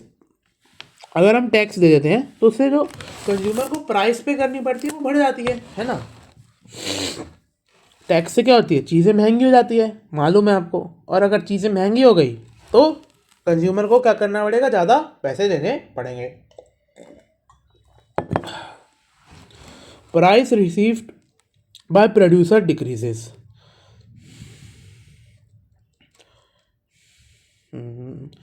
और अगर टैक्स बढ़ जाता है तो हमको मालूम है प्रोड्यूसर की जो इनकम है उससे भी उसको जो पैसे मिल रहे हैं वो कम हो जाएंगे अगर प्रोड्यूसर पे टैक्स इम्पोज होता है, तो उससे क्वांटिटी ट्रेड फॉल हो जाती है। इसका न्यूमेरिकल ना हम आपको नीचे दिखाएंगे, इसका न्यूमेरिकल अच्छा खासा आया हुआ था 12 नंबर का। Role of elasticity in tax indexes. अगर वो इन इलास्टिक है, डिमांड इन इलास्टिक, यानी कि उसकी डिमांड चेंज नहीं होती तो कंज्यूमर को ज़्यादा टैक्स देना पड़ेगा। और अगर सप्लाई इलास्टिक है तो सप्लाई उसकी सप्लाई नहीं बदलता तो प्रोड्यूसर को टैक्स बियर करना पड़ेगा। इलास्टिसिटी का क्या रोल है। Dead weight loss of tax. Dead weight loss is the loss of the total welfare that अगर because a tax reduce the quantity traded. Tax की वजह से हमारी जो क्वांटिटी ट्रेडेड है वो कम हो रही है, टैक्स की वजह से जो हमारी क्वांटिटी ट्रेडेड है वो कम हो रही है, इसको हम कहते हैं dead weight loss of tax. ठीक है, यानी कि टैक्स से जो है वो म्यूचुअल बेनिफिट्स किसी को नहीं मिल रहे हैं। As a result consumer surplus और प्रोड्यूसर सरप्लस दोनों ही फॉल हो रहा है। टैक्स के बढ़ने से कंज्यूमर भी दुखी है और प्रोड्यूसर भी दुखी है, दोनों ही दुखी हैं, तो दोनों का ही वेलफेयर जो है वो कम हो रहा है। इसको हम कहते हैं dead waste of loss of tax. ऐसा लॉस क्योंकि हमारी जो क्वांटिटी ट्रेडेड है वो रिड्यूस हो रही है, क्यों हो रही है, क्योंकि टैक्स आ गया है। टैक्स की वजह से क्वांटिटी ट्रेडेड यानी कि कितना सामान उनको बेच रहे हैं और वो कितना खरीद रहे हैं वो कम हो रहा है, क्योंकि दोनों का जो सरप्लस है वो कम हो रहा है, तो इस सोशल वेलफेयर कम हो रहा है, तो इसको हम कहते हैं dead waste of loss of tax. Higher taxes से higher weight loss of tax होगा, वेट लॉस होगा, dead weight loss. Dead weight loss represent inefficiency. चलिए नेक्स्ट, ये इंपॉर्टेंट टॉपिक है, प्राइस सीलिंग और प्राइस फ्लोरिंग। ये थोड़ा सा इंपॉर्टेंट है, जो भी मैंने बताया वो सारी इंपॉर्टेंट है लेकिन ये थोड़ा ज़्यादा इंपॉर्टेंट है। Price ceiling plus price floor. Price ceiling, अब ceiling is the maximum legal price fix by the government. Ceiling का मतलब होता है मैक्सिमम। सीलिंग का मतलब क्या होता है, आप सिंपल बताओ मुझे, सीलिंग का मतलब क्या है। जो अपेस्ट सीलिंग हम क्या कहते हैं, दीवार को कहते हैं ना, हमारी छत को कहते हैं, तो जो छत है उससे ऊपर नहीं जा सकते। तो सीलिंग का मतलब है एक मैक्सिमम लीगल प्राइस जो गवर्नमेंट ने फिक्स कर दी है, इससे ऊपर आप नहीं जा सकते। जैसे कि गवर्नमेंट ने बोल दिया एलपीजी जो है वो 70 रुपये का ही बिकेगा, 700 रुपये का ही बिकेगा। गवर्नमेंट ने बोल दिया पेट्रोल जो है वो 90 रुपये का ही बिकेगा, आप 90 से ऊपर नहीं बेच सकते, भले आप इंडियन ऑयल हो या कोई भी ऑयल की कंपनी हो, 90 रुपये का है तो 90 का ही बेचना पड़ेगा, और एलपीजी 700 का है तो 700 का ही बेचना पड़ेगा। अब इससे ऊपर नहीं बेच सकते, जो मैक्सिमम प्राइस है, ठीक है, इस प्राइस से आप ऊपर नहीं बेच सकते, है ना, इस प्राइस से ऊपर नहीं बेच सकते, लेकिन इस प्राइस से नीचे बेच सकते हो। तो मैक्सिमम यानी कि एमआरपी, मैक्सिमम प्राइस जो गवर्नमेंट के द्वारा फिक्स कर दिया है उसको हम कहते हैं प्राइस सीलिंग। प्राइस सीलिंग जो है वो क्वांटिटी डिमांडेड को बढ़ा देता है, क्योंकि प्राइस सीलिंग गवर्नमेंट क्यों करती है, ताकि लोगों का भला हो। वो चीज़ मान लो बन रही है 300 रुपये में और गवर्नमेंट ने उसको 250 का सेट कर दिया है, क्योंकि वो कोई नेसेसरी, ये प्राइस सीलिंग जनरली नेसेसरी चीज़ों पे लग रहा है, तो इससे डिमांड बढ़ जाएगी। उसकी जो हम असली रेट है 300 रुपये, लेकिन गवर्नमेंट ने उसको सस्ती कर दी है, 250 की कर दी है, तो प्राइस कम होगी, और आपको पता है प्राइस कम होगी तो डिमांड बढ़ जाएगी। इससे शॉर्टेज हो जाती है। जैसे कि रेंट कंट्रोल, यहाँ पे हम देख सकते हैं वीट पे सब्सिडी देना कि वीट जो है वो 30 रुपये का ही बिकेगा केजी ऐसे, अब उससे ऊपर नहीं बेच सकते। और प्राइस फ्लोर ये किसके हित में करती है? प्राइस सीलिंग किसके लिए? कंज्यूमर्स के लिए है। फिर हमारे पास नेक्स्ट क्या है? Price floor. प्राइस फ्लोर जो है वो हमारे सप्लायर्स के लिए है। सप्लायर जो हमारा माल बेचते हैं उनके लिए प्राइस फ्लोर है, यानी कि मिनिमम प्राइस जो होनी चाहिए। यानी कि आप वीट बना रहे हो, आप गेहूँ बना रहे हो, तो आपके गेहूँ को हम 70 रुपये 30 रुपये में तो खरीद के ही रहेंगे, 40 रुपये में खरीद के ही रहेंगे। जैसे फार्मर्स को कह रहे हैं कि आप आलू बना रहे हो, आपके आलू तो हम 20 रुपये किलो में बिकवाएंगे ही बिकवाएंगे, उससे ऊपर बिक गए तो बहुत ही अच्छी बात है, 30 40 50, तो इतना तो मिलेगा ही मिलेगा आपको आपके माल के लिए। वो क्या है? प्राइस फ्लोर, कि इतना तो मिलेगा ही मिलेगा। प्राइस सीलिंग किसके लिए? कंज्यूमर के लिए, कि इससे ज़्यादा भाई तू नहीं बेच सकता। प्राइस फ्लोर क्या है कि इससे वो होता है, इससे मेरी सप्लाई जो है बढ़ जाती है। ठीक है, इसका डायग्राम कहाँ है? ये रहा। इसका डायग्राम कुछ ऐसे है, ये और ये जब बढ़ जाती है तो, और जब घट जाती है तो हमारा सीलिंग, और जब कम वाला टॉप वाला फ्लोर सीलिंग और नीचे वाला फ्लोरिंग। लेकिन इनकी वजह से क्या होता है? मार्केट इनएफिशिएंट हो जाती है यार। तू यार 300 का बन रहा है तेरा माल, तू 200 में क्यों बेच रहा है? इतनी इनएफिशिएंसी आ रही है, ब्लैक मार्केट बन जाती है यार। वो प्रोड्यूसर क्या कहता है? वो कहता है गवर्नमेंट को यार मेरे पे माल ही नहीं है। जैसे आपने राशन की दुकानें मूवीज़ में यार रियल लाइफ में देखी होंगी, जो राशन कार्ड से जो राशन देते हैं, तो वो क्या कहता है? वो मार्केट बंद कर देता है, कहता है माल नहीं आया, माल ख़त्म है, फिर वो ब्लैक मार्केट में बेचता है, वो उसको महंगा करके बेचता है। हमने मूवीज़ में देखा ही होगा ना, राशन शॉप होती है। और मिस एलोकेशन ऑफ रिसोर्सेज होता है। Price control interfere with the price mechanism and often lead to shortage और सरप्लस। इससे शॉर्टेज और सरप्लस की समस्याएं आती हैं। तो ये अच्छी बात भी है प्राइस सीलिंग और प्राइस फ्लोर, और बुरी भी है। प्राइस फ्लोर किसके लिए? सप्लायर के लिए। प्राइस सील क्या? कंज्यूमर के लिए। Price elasticity of demand.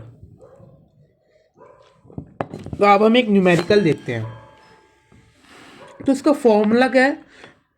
इसका फॉर्मूला आप याद करिए, चलिए। क्वांटिटी चेंज अपॉन में quantity change in price upon में प्राइस अपॉन पे क्वांटिटी। क्वांटिटी चेंज, ये डेल्टा का मतलब क्या है? ये ट्राइंगल सा मतलब क्या है? इसका मतलब है चेंज। ये कैसे निकालते हैं हम? क्वांटिटी चेंज हम कैसे निकालते हैं? Q2 माइनस Q1, यानी कि जो हमारी नई क्वांटिटी है, न्यू, उसको हम ओल्ड में से माइनस कर देंगे तो हमारा क्या निकल के आ जाएगा? डेल्टा Q निकल के आ जाएगा। वैसे ही डेल्टा P कैसे निकलेगा? तो हमारा न्यू प्राइस है, उसको ओल्ड में से माइनस कर देंगे। ठीक है, तो हमारा डेल्टा P और डेल्टा Q निकल के आ जाते हैं ऐसे। और multiply by P by Q। P by Q क्या है? जो हमारी ओल्ड प्राइस है, ओल्ड प्राइस और ओल्ड क्वांटिटी, ये Q है और ये P है। फॉर्मूला क्या है? Delta Q by delta P into में P बाय Q।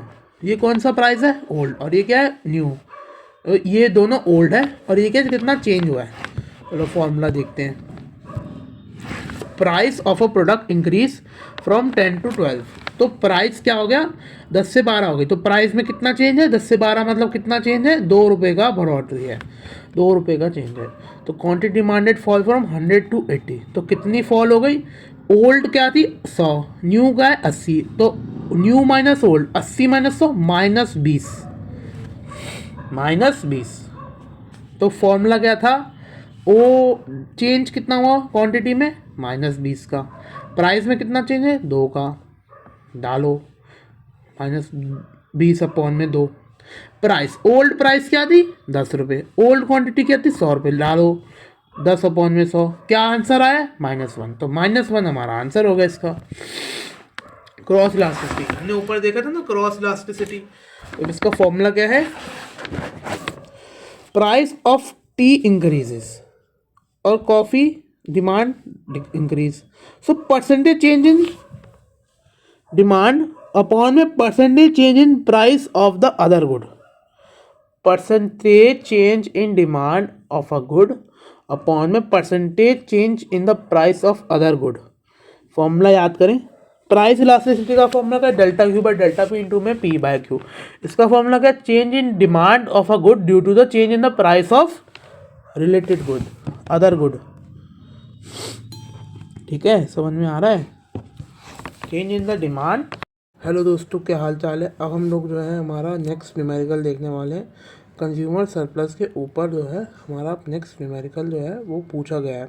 तो कंज्यूमर सरप्लस का क्या मतलब होता है, कंज्यूमर सरप्लस का मतलब होता है कि हमारी विलिंगनेस क्या है और हमने पे कितना किया है, उन दोनों के बीच का डिफरेंस को हम कंज्यूमर सरप्लस कहते हैं। यानी कि मैं इच्छा क्या है और मैंने कितना दिया है, उन दोनों को सब्ट्रैक्ट कर देंगे, कंज्यूमर सरप्लस निकल के आ जाएगा। जैसे कि एक आईफोन है, ठीक है, और इसके मेरे को 80,000 रुपये देने की इच्छा है, और अगर वो मान लो 60,000 रुपये का है, तो यानी कि मुझे तो सरप्लस हो गया ना 20,000 रुपये का। मेरे तो मज़े आ गए, मैं तो 80 तक देने को तैयार था। मान लो वही 80,000 मेरा बिलिंग है और वो फ़ोन है 1 लाख का, तो मैंने पे कितना किया, 1 लाख, विलिंगनेस कितनी थी, 20,000। तो मेरी कंज्यूमर सरप्लस क्या होगा, -20,000। यहाँ पे कोई सरप्लस नहीं है, तो सरप्लस नहीं है, नेगेटिव में है। नेगेटिव में है मतलब सरप्लस नहीं है। सरप्लस का मतलब क्या होता है, कुछ एक्स्ट्रा। तो यहाँ पे तो कुछ एक्स्ट्रा नहीं है, तो माइनस में है। तो सबसे पहले क्वेश्चन में पूछ रहा है कि विलिंगनेस क्या है। तो वही 10 मार्क्स का न्यूमेरिकल पूछा गया था 2025 में। तो विलिंगनेस क्या है पे करने की। तो विलिंगनेस का मतलब क्या होता है, willingness minus paid consumer surplus. हमें कंज्यूमर सरप्लस दे रखा है 160 का, आईफोन दे रखा है 240 का। तो इसमें क्या हुआ, 160 कैसे आया हमारा कंज्यूमर सरप्लस, कैसे आया, हमने विलिंगनेस माइनस किया हमारी प्राइस जो थी 240। तो ये हमारी इक्वेशन बन जाती है। तो हमारी विलिंगनेस क्या निकल के आएगी, ये -240, तो वहाँ जाके क्या हो जाएगा 160 + 240। तो हमारी विलिंगनेस जो है वो 400 हो जाएगी। यानी कि मैं 400 रुपये देना चाहता था और मैंने सिर्फ 240 दिए, 140 का मुझे सरप्लस हो गया। नेक्स्ट, अगर आईफोन 180 का होता तो क्या होता। अब ये पूछ रहा है कि आईफोन 180 का होता, जैसे यही क्वेश्चन में मतलब क्या करना है, यहाँ पे 180 डाल देना है। अब जो उसकी विलिंगनेस, अब विलिंगनेस कितनी होगी बताओ।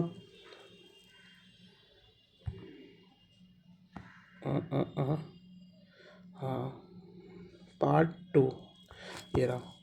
विलिंगनेस जो है उसकी 400 की है, हमें मालूम है, और आईफोन का प्राइस जो है वो 180 है। अब हमें उसका सरप्लस बताना है, ठीक है।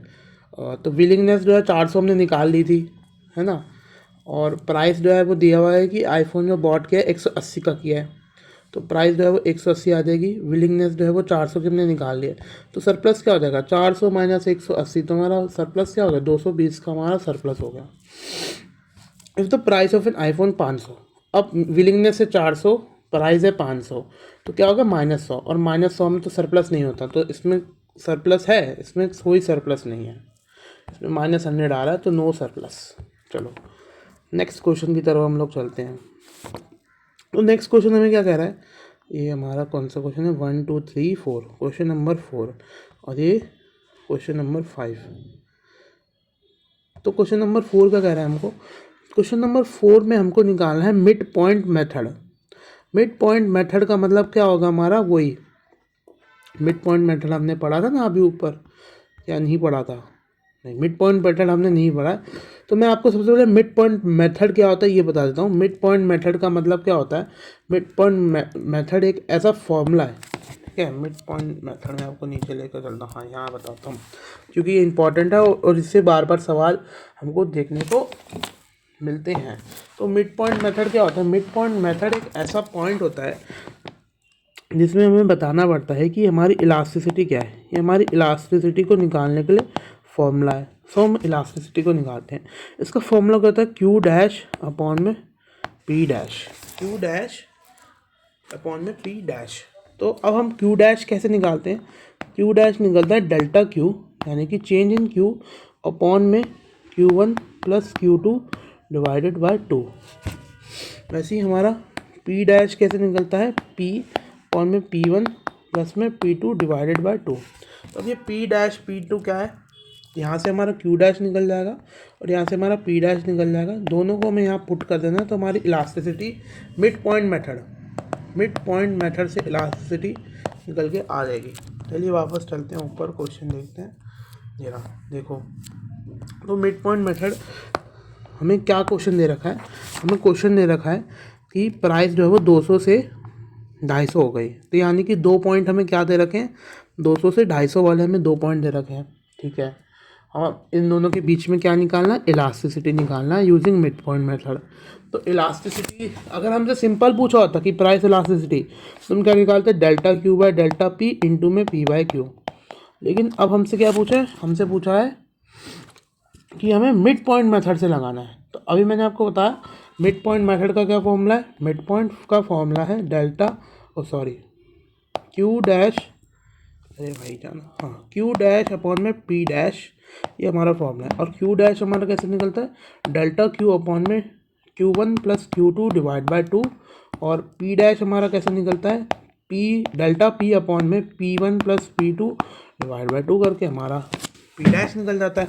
तो उन दोनों को डिवाइड करते तो हमारा इलास्टिसिटी निकल के आ जाता है। अब यहाँ पे हमें 2 पॉइंट क्या दे रखे हैं, 200 और 250, क्या दे रखे हैं, 200 और 250। तो हमारा डेल्टा पी क्या निकल के आ जाएगा, इसमें हमारा डेल्टा पी क्या हो जाएगा, 50। कितना चेंज हुआ प्राइस में, 50 का। और नंबर ऑफ टिकट्स किसका निकालना है, हमें बिजनेस ट्रैवल का निकालना है और वेकेशंस का निकालना है। सबसे पहले बिजनेस ट्रैवल्स का निकालते हैं। तो ये रहा बिजनेस का हमारा। तो इसके अंदर क्या है, यहाँ से कितना चेंज हुआ है, डेल्टा क्यू हमारा क्या निकल के आ जाएगा, 2000 से 1900 में चेंज हुआ है। तो 2000 से 1900 में कितना है, 100 का चेंज। और प्राइस में कितना चेंज है, 50 का। तो यानी कि हमारा डेल्टा क्यू निकल के आ जाता है 50 और हमारा डेल्टा पी निकल के आ जाता है 100। अब हमें निकालना क्या है, Q1 plus Q2 divide by 2, यानी कि 200 प्लस 250 भाग में 2, ये हो जाएगा 225। वैसे ही 200 और 1900 भाग में 2, 200 और 1900 भाग में 2 कितना हो जाता है, कैलकुलेटर निकालते हैं। तो ये 1950 हमारा आंसर इसका निकल के आ जाएगा। 1950 हमारा इसका निकल के आ जाता है।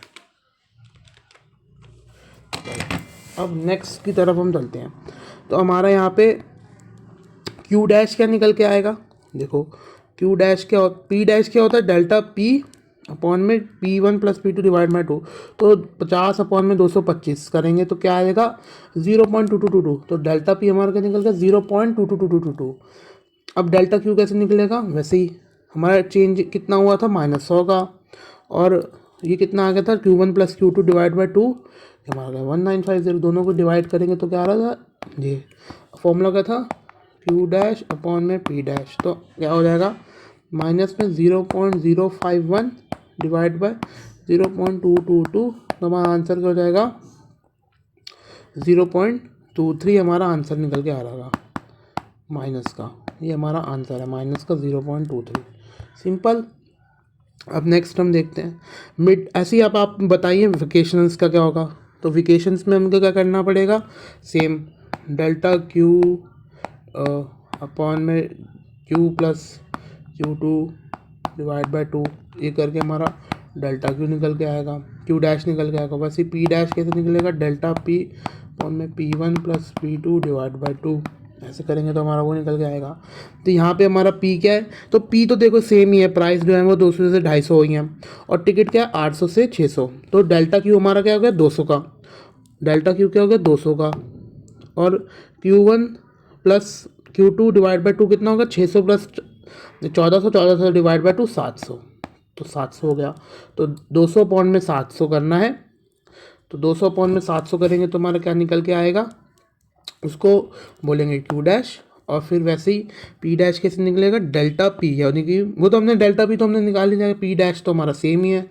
वो क्या था हमारा, पी डैश 0.2222। तो और क्यू डैश हमारा निकल के आ गया -200/700 -2/7।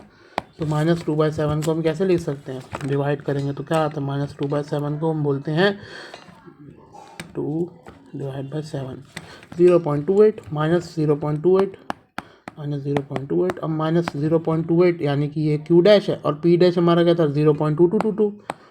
अब इसको भाग कर देंगे 0.2222, तो इलास्टिसिटी हमारी माइनस 1.28 माइनस 1.28 निकल के आ जाती है। ईजी था ये वाला भी। अब नेक्स्ट पे देखते हैं। नेक्स्ट क्या कह रहा है हमको, क्वेश्चन नंबर 5। क्वेश्चन नंबर 5 कह रहा है कि given the following demand and supply curve. हमें डिमांड और सप्लाई कर्व जो है वो दे रखा है, हमें डिमांड और सप्लाई कर्व दे रखा है और हमें चीज़ें निकालनी है।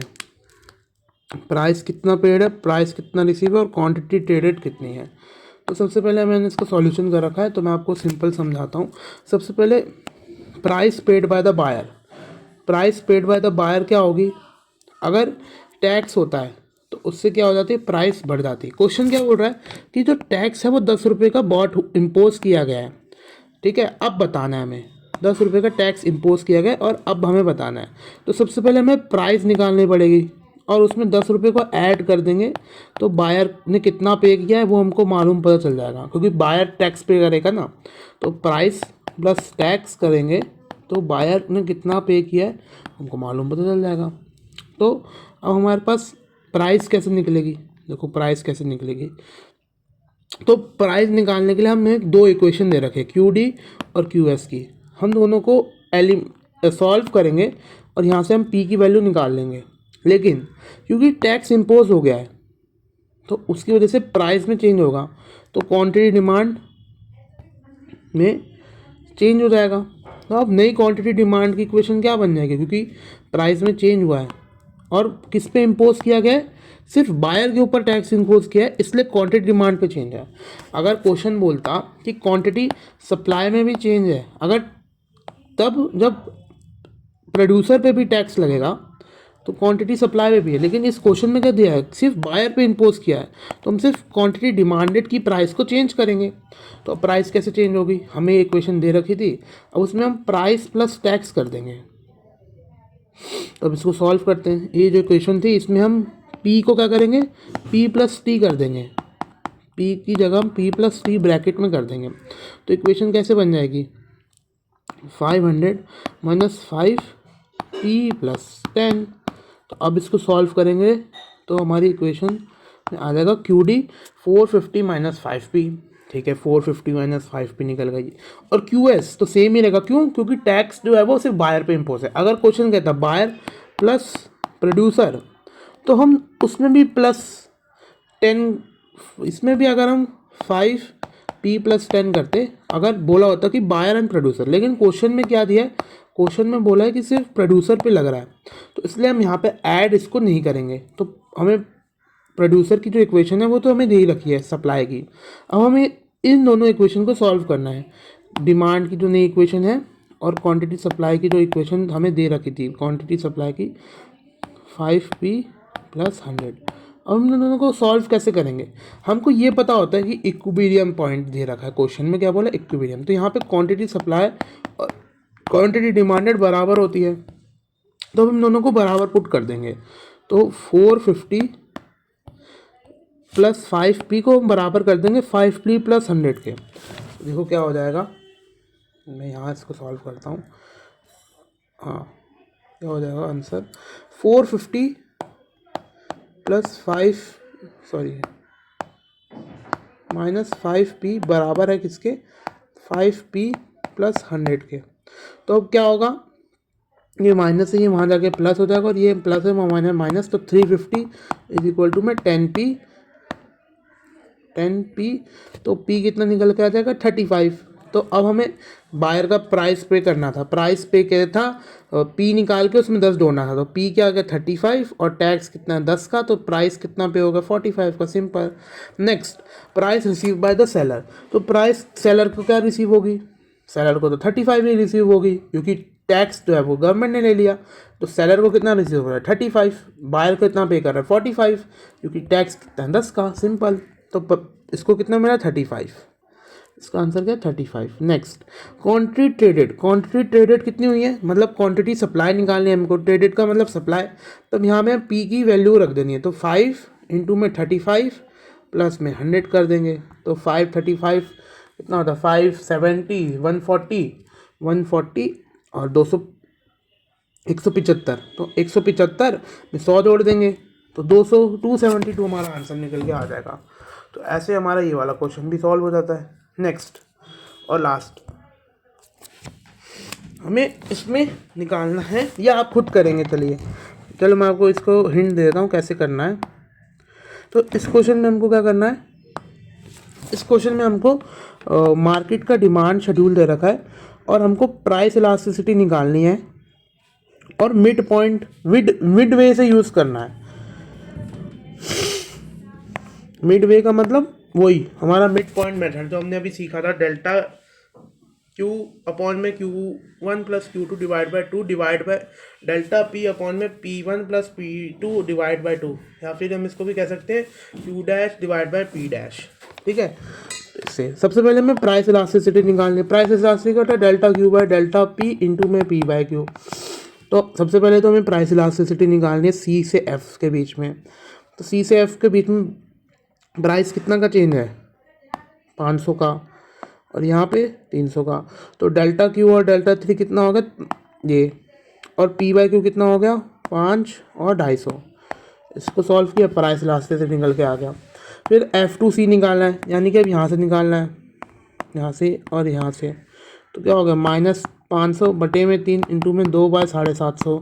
तो आंसर क्या होगा -0.44। ये तो आपने अभी ऊपर सीखा था ना हमने, बस वही हम कर रहे हैं यहाँ पे।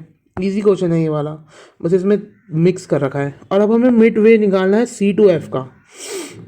अब C से F के बीच में हमें वही निकालना है। तो सबसे पहले हम निकालेंगे डेल्टा क्यू, सॉरी हम सबसे पहले निकालेंगे Q डैश, वो हो जाता है डेल्टा क्यू अपॉन में Q1 plus Q2 divide by 2। तो डेल्टा हमारा चेंज इन क्यू कितना हो गया है, चेंज इन क्यू क्या है 500, और Q2 प्लस Q1 यानी कि 250 प्लस 750 डिवाइड बाय 2 यानी कि 500। तो 500 बटे में 500 हो जाएगा, है ना। क्या है चेंज इन क्यू, कितना इनमें चेंज है, 500 का चेंज है ना, 250 माइनस 750 500, और दोनों का एवरेज क्या है वो भी 500। तो 500 बटे में 500 क्या हो गया 1। तो डेल्टा क्यू हमारा क्या, क्यू डैश हमारा क्या निकल के आ गया 1। अब पी डैश हमारा क्या निकल के आएगा, डेल्टा पी अपॉन में P plus P2 divide by 2। तो P 5 प्लस 2 डिवाइड बाय 2 यानी कि 7 डिवाइड बाय 2 3.5। तो 3.5 हमारा ये निकल के आ गया। और डेल्टा क्यू हमारा क्या है -3, तो -3 डिवाइड बाय 3.5, तो उससे हमारा 0.857 निकल के आ जाएगा। तो अब हम कैसे इसको सॉल्व करेंगे, 1 बटे में -0.857, तो हमारा आंसर क्या आएगा -1.17। तो ये तो हमारा वही सिंपल हमने जो भी ऊपर पढ़ा है उसका एक मिक्स क्वेश्चन है ये, तो अभी देख सकते हैं। ठीक है, मिक्स वाला क्वेश्चन है। और एक कौन सा क्वेश्चन है जी, तो इसी के साथ हमारी जो यूनिट नंबर 2 है वो ख़त्म हो जाती है, यूनिट 2 फिनिश हो जाती है। अब हमारे पास यूनिट 3 और यूनिट 4 आती है, तो काफ़ी छोटी और सिंपल यूनिट्स मानी जाती हैं। तो सबसे पहले हम बात करते हैं कि मार्केट फेलियर का मतलब क्या होता है। तो मार्केट फेलियर का मतलब होता है जब मार्केट के अंदर प्रॉपर देर से हम रिसोर्सेज को एलोकेट नहीं कर पाते, हमारे जो रिसोर्सेज हैं वो प्रॉपर वे से एलोकेट नहीं है, मतलब सोसाइटी के अंदर जो बिजनेस काम कर रहे हैं उसके अंदर जो रिसोर्सेज हैं वो प्रॉपर तरीके से एलोकेट नहीं है, जिसकी वजह से या तो ओवर प्रोडक्शन हो रहा है या तो अंडर प्रोडक्शन हो रहा है और सोसाइटी को लॉस हो रहा है, और इससे प्राइस जो है वो फेयर नहीं आ रही। ये कहाँ कर होती है, फ्री मार्केट में। फ्री मार्केट यानी कि यहाँ पे गवर्नमेंट का इंटरवेंशन नहीं होता, अपने आप डिमांड और सप्लाई से प्राइस का हम पता करते हैं। तो ऐसी मार्केट में जब रिसोर्स इनइफिशिएंटली एलोकेट होती हैं तो उसकी वजह से प्राइस या तो बहुत ज़्यादा या प्राइस बहुत कम हो जाती हैं, इसकी वजह से मार्केट फेलियर हो जाए, इसका मतलब है मार्केट फेलियर। अब इसके कॉज क्यों होते हैं, एक्सटर्नलिटीज़ हमने आगे पढ़ने वाले हैं, पब्लिक गुड ये भी हम आगे पढ़ने वाले हैं, कॉमन रिसोर्सेज ये भी हम आगे पढ़ने वाले हैं, और मार्केट पावर। मार्केट पावर का मतलब कितनी मार्केट की पावर है एक फर्म के पास। अगर फर्म के पास ज़्यादा पावर है तो वो ज़्यादा रिसोर्सेज को यूज़ करेगी और एक्सप्लॉइट करेगी, और अगर उस पर कम पावर है तो उस पर ज़्यादा रिसोर्सेज नहीं होंगे। समझ में आ गया? मार्केट पावर या तो ओवर और अंडर प्रोडक्शन होगा और मिस एलोकेशन ऑफ रिसोर्सेज होंगे। यहाँ पे सरकार को क्या रोल होता है? सरकार को इंटरवीन करना चाहिए टैक्सेस के थ्रू, सब्सिडीज़ के थ्रू, रेगुलेशंस के थ्रू और प्रोविजन बनाने पब्लिक गुड। पब्लिक क्या होते हैं हम आप ये पढ़ेंगे मार्केट फिल्टर को ठीक करने के लिए। नेक्स्ट एक्सटर्नलिटीज़, अब मैंने बोला था ना अभी आगे पढ़ने वाले, तो ये रहा ये वाला एक्सटर्नलिटीज़। फिर बस क्या है? पब्लिक गुड नीचे आ रहा है, देख सकते हैं पब्लिक गुड और ये रहा कॉमन रिसोर्सेज। ठीक है, चलो अब हम इसका देखते हैं। सबसे पहले एक्सटर्नलिटीज़ का मतलब क्या होता है कि करे कोई भरे कोई। एक्सटर्नलिटीज़ का मतलब क्या होता है? करे कोई और भरे कोई। सिंपल सी एक्सटर्नलिटी की बात क्या है? करे कोई और भरे कोई, यानी कि अगर कोई ऐसी थर्ड पार्टी की एक्टिविटी जिसकी वजह से जिसकी वजह से मार्केट में प्राइस पे इफ़ेक्ट पड़ रहा है, ऐसी थर्ड पार्टी ने कोई एक्टिविटी करी है जिसकी वजह से मार्केट में प्राइस पे इफ़ेक्ट पड़ रहा है, नहीं वो प्राइस शो नहीं कर रहा है। यानी कि मान लो ये एक प्रोड्यूसर है और इसकी फैक्ट्री से धुआं निकल रहा है और वो धुएं की वजह से मिस्टर राजू बीमार हो गया। तो अब मिस्टर राजू हॉस्पिटल जाता है और वहाँ उसके 20,000 रुपये का खर्चा होता है। तो अभी 20,000 रुपये का खर्चा तो हुआ किसकी वजह से? मिस्टर प्रोड्यूसर की वजह से, जो उसने फैक्ट्री से करा। लेकिन ये 20,000 रुपये देगा कौन? मिस्टर राजू। तो इसमें मिस्टर राजू को 20,000 रुपये का घाटा हो गया। तो इसको हम क्या कहते हैं? एक्सटर्नलिटीज़। यानी कि उसने कुछ भी नहीं किया फिर भी उसको प्रोडक्शन की वजह से कुछ अमाउंट पे करनी पड़ी।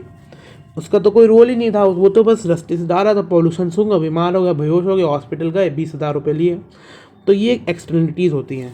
यानी कि जब कोई कॉस्ट हमें देनी पड़ती है दूसरों की वजह से, उसको हम एक्सटर्नलिटीज़ कहते हैं। इससे ओवर प्रोडक्शन होता है और इससे वेलफेयर का लॉस होता है। ओवर प्रोडक्शन क्यों होगा? क्योंकि इससे प्राइसेस जो है वो गलत सिग्नल देते हैं। तो इसकी वजह से ओवर प्रोडक्ट, क्योंकि वो जो प्राइस थी राजू के बीमार होने की वो नहीं देगा, इसकी वजह से उस पर ओवर प्रोडक्शन होता है। पॉजिटिव एक्सटर्नलिटीज़ का मतलब क्या होता है? कोई बेनिफिट अगर हमको मिलता है। और ये social cost is greater than private cost. Social cost जो है वो ज़्यादा है प्राइवेट कॉस्ट से, यानी कि सोसाइटी को क्या कॉस्ट देनी पड़ रही है उसके वजह से वो ज़्यादा है प्राइवेट कॉस्ट में। देखो सोशल कॉस्ट के अंदर तो मिस्टर प्रोड्यूसर और मिस्टर राजू दोनों हैं। तो मिस्टर प्रोड्यूसर को मान लो 1 लाख में गुड बनाए, मिस्टर राजू को 20,000 रुपये का खर्चा है, तो सोसाइटी का कितना कॉस्ट हुआ? 1,20,000 रुपये। लेकिन प्राइवेट कॉस्ट यानी कि मेकिंग की कॉस्ट कितनी है? सिर्फ 1 लाख रुपये। तो इस केसेस में सोसाइटी की कॉस्ट जो है वो ज़्यादा है प्राइवेट कॉस्ट से। Next positive externalities. Positive externalities एक ऐसा कॉन्सेप्ट, एक ऐसा टॉपिक होता है जिसके अंदर कोई बेनिफिट क्रिएट हो रहा होता है।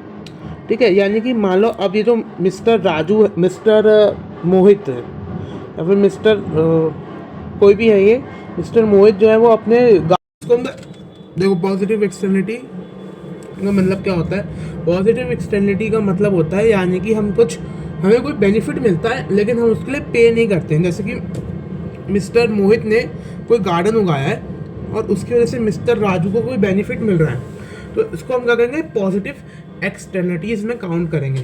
इससे सोसाइटी का बेनिफिट बढ़ जाता है प्राइवेट के बेनिफिट से, इससे अंडर प्रोडक्शन होती है।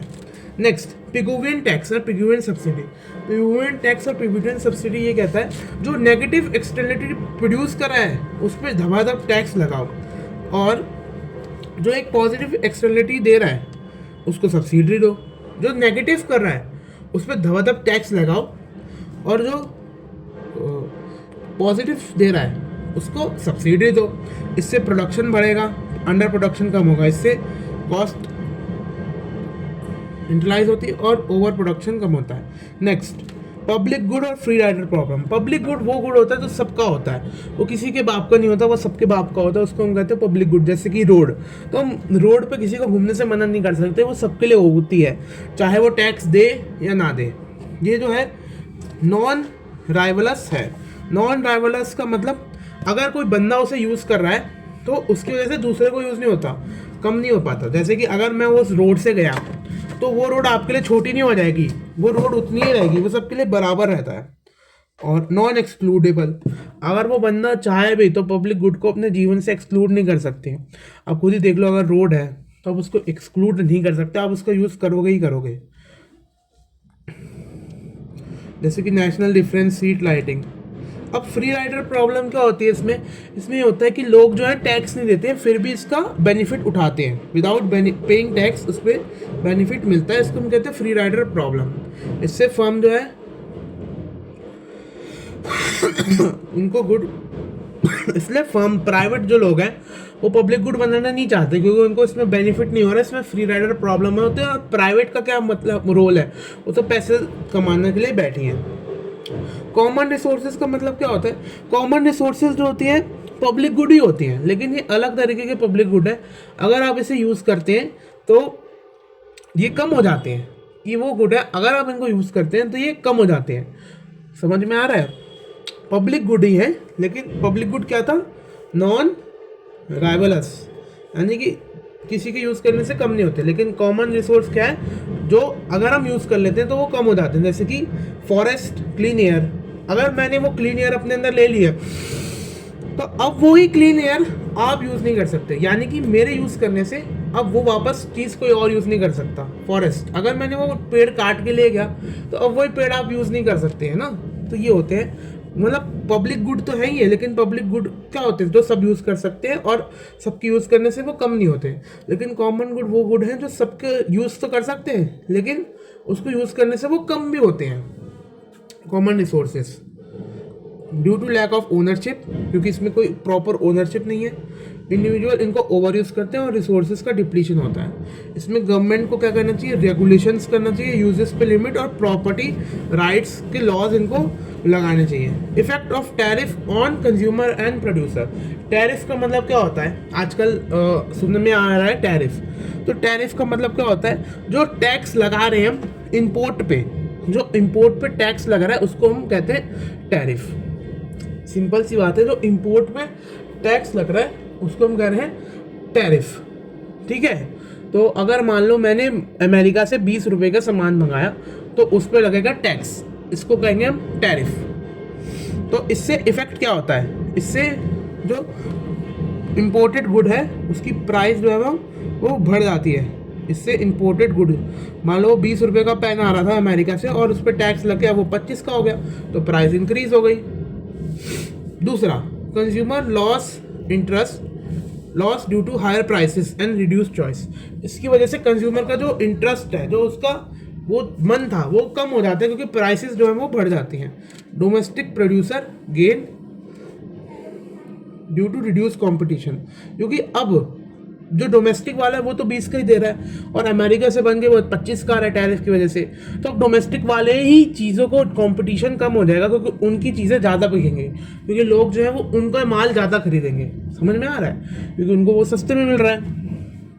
गवर्नमेंट अर्न रेवेन्यू, टैरिफ की वजह से गवर्नमेंट को पैसा कमाने को मिलता है। यस, अब यूनिट नंबर 3 हमारी खत्म हो जाती है, यूनिट नंबर 4 की तरफ चलते हैं। Explain individual decision making and strategic interaction. So individual decision making क्या होता है? जो एक डिसीजन इंडिविजुअल बंदा लेता है जिसका आउटकम जो है वो उसको ही खुद का उसको इफेक्ट करता है, उसको हम कहते हैं इंडिविजुअल डिसीजन मेकिंग। यानी कि ऐसा डिसीजन मेकिंग जिससे सिर्फ उसको ही इम्पैक्ट पड़ेगा और किसी को इम्पैक्ट नहीं पड़ेगा, उसको हम कहते हैं इंडिविजुअल डिसीजन मेकिंग। यानी कि जो एक इंडिविजुअल इंडिपेंडेंटली चूज करता है और वो उसकी खुद की चॉइस पे डिपेंड करता है, उसको हम कहते हैं इंडिविजुअल डिसीजन मेकिंग। यानी कि आज उसको क्या खाना है, आज उसको पढ़ाई करने की घूमने जाना है, आज उसको खेलना है कि नहीं, ये क्या हो जाएगा? Individual decision. यानी कि वो अपने खुद के बारे में इंडिपेंडेंटली रैशनली यानी सोच समझ के कोई डिसीजन लेता है तो उसको कहते हैं individual decision making. Strategic interaction क्या होता है? स्ट्रैटेजिक इंटरैक्शन का मतलब होता है जब not only on one own action but also on actions of other. यानी कि ऐसा डिसीजन लेना जो सिर्फ मेरे एक्शन नहीं, बाकी लोगों के एक्शन से भी उसको मुझे फर्क पड़ता है। And anticipate how other are likely to behave before making a decision. देखो एकदम सिंपल भाषा में समझो, स्ट्रैटेजिक इंटरेक्शन का मतलब होता है हम जब कोई डिसीजन ले रहे हैं दूसरों के बारे में सोच समझ के, क्योंकि दूसरे क्या कर रहे हैं, दूसरों की एंटिसिपेशन लगा के अगर हम कोई डिसीजन ले रहे हैं तो उसको हम कहेंगे स्ट्रैटेजिक इंटरेक्शन। यानी कि दूसरों को सोच विचार करके, दूसरों के डिसीजन से इन्फ्लुएंस होके जब हम कुछ एक्शन ले रहे हैं उसको हम कहते हैं स्ट्रैटेजिक इंटरेक्शन। अब इन दोनों के बीच का डिफरेंस क्या होता है, ये इंडिविजुअल जो है वो इंडिपेंडेंट है, लेकिन स्ट्रैटेजिक जो है वो डिपेंडेंट है दूसरे के डिसीजन पे। ठीक है, इसमें पर्सनल ऑप्टिमिज्म लगता है, इसमें सबकी डिपेंडेंसी लगती है। रियल लाइफ एग्जांपल क्या हो जाएंगे स्ट्रैटेजिक इंटरेक्शन के, जैसे कि कंपटीशन के प्राइस, अगर वो अपने प्राइस बढ़ा रहा है उसकी वजह से मेरे को भी अपने प्राइस बढ़ाने पड़ रहे नहीं, अगर वो अपने प्राइस कम कर रहा है तो उसकी वजह से मुझे भी अपने प्राइस कम करने पड़ रहे कंपटीशन के अंदर। तो ये एक एग्जांपल हो गया। Students decide whether to cheat in exam और नॉट, सोच समझ के कि अगर चीटिंग करनी है कि नहीं कर रही, अगर सब लोग चीटिंग कर रहे हैं तो मैं भी कर लूँ, अगर सब नहीं कर रहे तो मैं भी नहीं करूँ। तो ये हमारा स्ट्रैटेजिक इंटरेक्शन हो जाएगा। और ये सब ठीक है। नेक्स्ट, स्ट्रैटेजिक गेम, स्ट्रैटेजी, पे of and rational behaviour.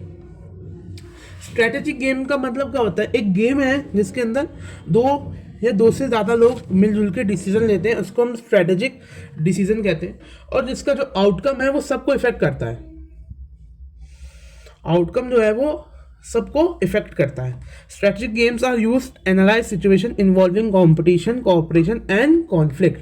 Competition, cooperation और कॉन्फ्लिक्ट को दिखाता है ये कि आपस में लोगों पे क्या है, इसके अंदर जो लोग इन्वॉल्व हैं। स्ट्रैटेजी गेम का मतलब सिंपल में समझो, स्ट्रैटेजी गेम का मतलब एक ऐसा डिसीजन मिले ना, दो तीन लोग मिलके एक ऐसा डिसीजन ले रहे हैं जिससे पूरी जो आउटकम है वो सबको इफेक्ट कर रहा है।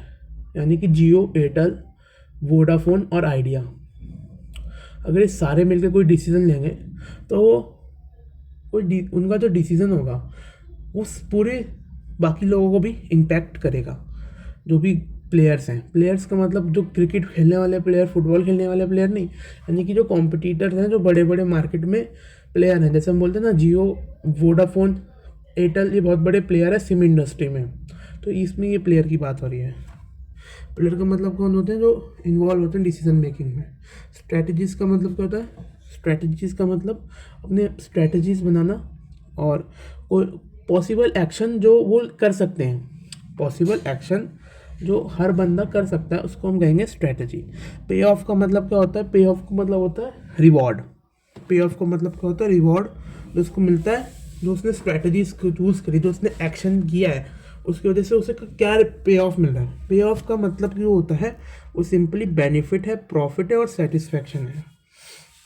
और स्ट्रैटेजी का मतलब है कौन कौन से एक्शंस हैं अवेलेबल और उसमें से जो बेस्ट एक्शन है उसको हम चूज़ करते हैं। रैशनल बिहेवियर, रैशनल बिहेवियर का मतलब जो ये प्लेयर्स हैं ये हमेशा सोच समझ के और जो बेस्ट है उसको चूज़ करेंगे ताकि उनका मैक्सिमाइज पे ऑफ, यानी कि इनका जो बेनिफिट है, जो इनका प्रॉफिट है वो मैक्सिमाइज हो जाए। ये सारे सोच समझ के बेस्ट आउटकम को चूज़ करते हैं। तो कंक्लूजन है, strategy explain how rational individual behave in situation of strategic interaction where outcome depend on the command of all players. कैसे कैसे सब लोग अपने बारे में रैशनली डिसीजन बनाते हैं, कैसे सोच समझ के हर वोडाफोन, आइडिया, एयरटेल डिसीजन ले रहे हैं और उनके डिसीजंस की वजह से सारे प्लेयर को इफेक्ट हो रहा है। जैसे कि वो आइडिया ने नहीं, जियो ने अगर सिम पे प्राइस सस्ते कर दिए हैं तो उसकी वजह से पूरी जो इंडस्ट्री है, जो बाकी के लोग हैं उनको इफेक्ट पड़ेगा, क्योंकि सब लोग जियो की तरफ शिफ्ट करने पे आ जाएंगे। समझ में आया? नोट्स आपको डिस्क्रिप्शन में मिल जाएंगे और इसको करने के आप पास हो जाएंगे। आपको एक्सप्लेनेशन में अगर थोड़ा बहुत ऊपर नीचे लगे तो उसके लिए माफ़ी, लेकिन मैंने अपना बेस्ट ट्राई करने की कोशिश करी है और आपको नोट्स मिल जाएंगे। और आप इतना करते हैं तो आप पास होने की कंडीशन में आ जाएंगे। 90 में से 60 तक आप स्कोर कर सकते हैं। Thank you.